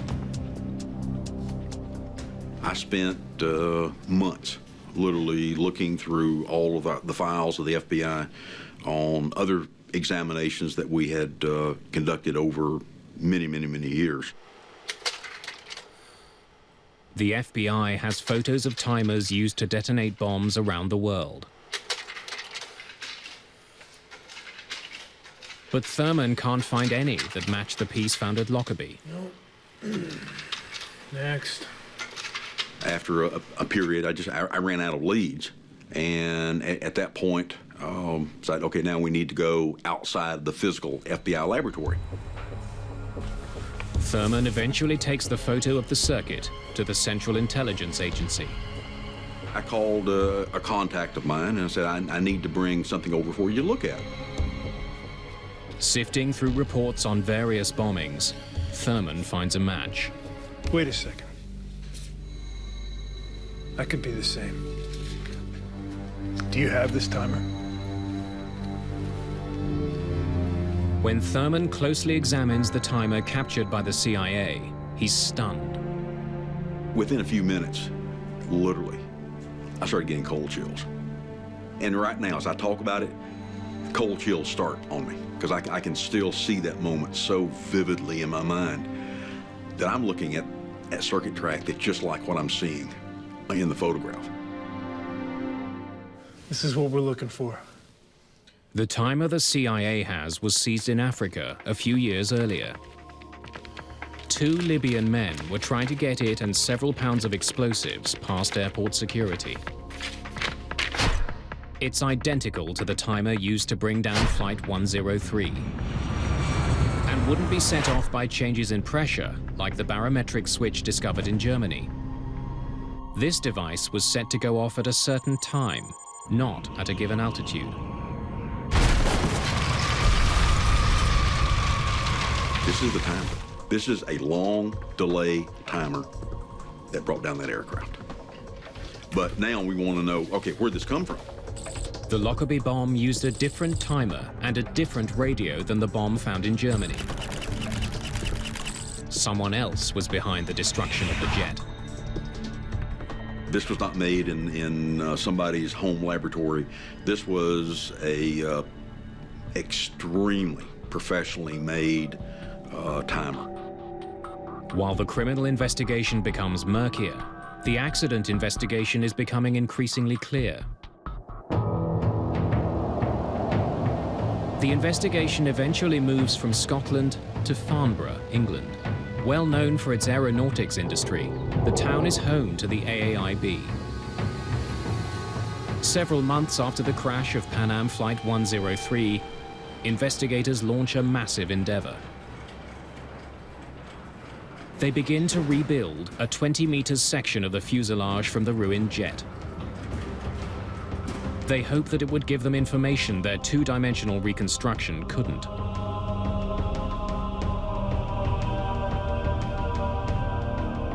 They can see that the explosion tore a 1.5 by 5 meter hole in the side of the plane. Chris Prothero is a senior inspector of air accidents at the AAIB. What was very difficult to understand was the fact that this area of direct damage was effectively a pinprick in relation to the size of the aircraft as a whole, and it was very difficult to understand how this pinprick of damage had resulted in such a comprehensive destruction of the aircraft. The bomb that brought the plane down had less than 0.5 kilogram of explosive. Yet its destructive power was immense. Investigators want to learn more about how shock waves behave inside a jet. It's rather like a freeze frame on a video footage. If you can capture that point as the thing is coming apart, it tells you a great deal about the way it's coming apart. What they discover is that the initial blast wave wasn't the only one to damage the plane. A large section of the ceiling of the aircraft has been pushed up with so much force that the rivets connecting it to the plane's frame popped. It wasn't torn apart, but blasted by a shockwave. The other features that the 3D reconstruction allowed us to identify were areas of remote pressure damage on the crown skin and other areas where explosive shock had been channeled through the internal spaces in the aircraft. The inside of a jet acts like an echo chamber, bouncing the shockwaves of the bomb around. They gather strength until they encounter a weak spot in the skin. When they do, they blast through.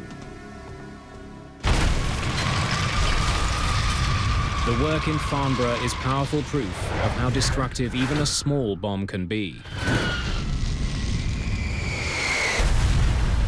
And how vital it is to track the bombers down.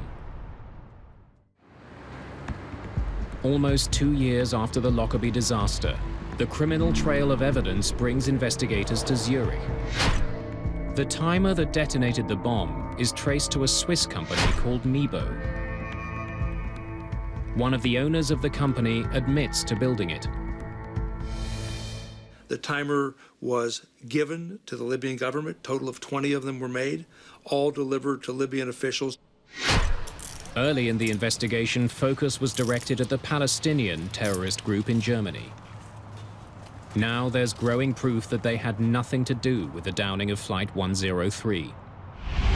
There were any number of suspects, and it wasn't until we kept putting everything in one pile, and the pile kept stacking up, and it spelled Libya. Criminal investigators have linked the timer that detonated the bomb to Libya. They know that a Libyan bought the clothes that were in the suitcase. And they know that Libya has a recent history of military confrontation with America. All they need now is the bomber himself. In 1999, they finally have him. At the time of the disaster, Abdel al-Megrahi was an intelligence officer for the Libyan government. He's arrested and charged. He was a high-ranking Libyan official. He certainly could have access to whatever he wanted. Our investigation determined that Megrahi also had a front company at Mibo. He had been there many times. He certainly knew each other. When you start to see all the connections and these things just start fitting together, it made it easier to accept our evidence. In 2001, Scottish judges sentenced him to life for the murder of 270 people.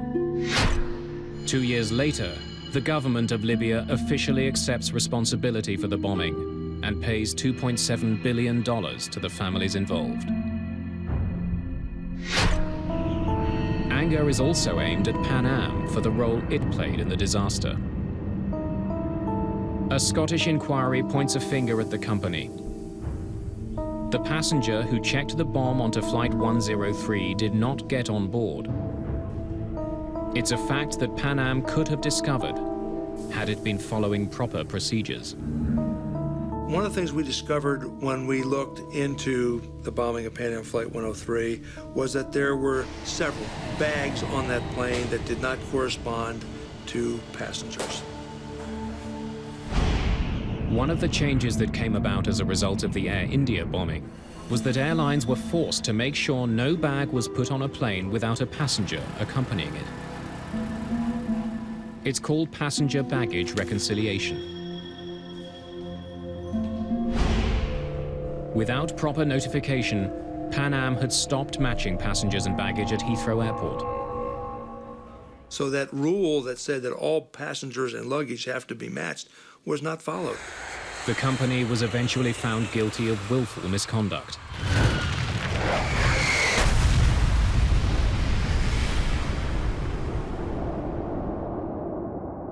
After the crash and the court ruling, Pan Am declared bankruptcy. 20 years after the bombing of Pan Am Flight 103, its shattered fuselage still stands in Farnborough, England. Those pieces may soon be used to train investigators here and around the world. A critical aid in case terrorists strike again. The enduring feeling I have as a result of Lockerbie is the tremendous level of cooperation we had from all the agencies. And considering that there were about 2,500 people with the military, the police, and so on involved in this, I think that's a great tribute. Lockerbie was a rare occasion that we felt honored to be a part of, to help make this happen. You know, we played small roles, but everybody played small roles to make big contributions to an overall success. In the town of Lockerbie, there's little evidence today of the horror that exploded from the sky 20 years ago. In a small church, near where the dying plane's cockpit landed, is a stark reminder of the toll of terror and the importance of bringing the guilty to justice.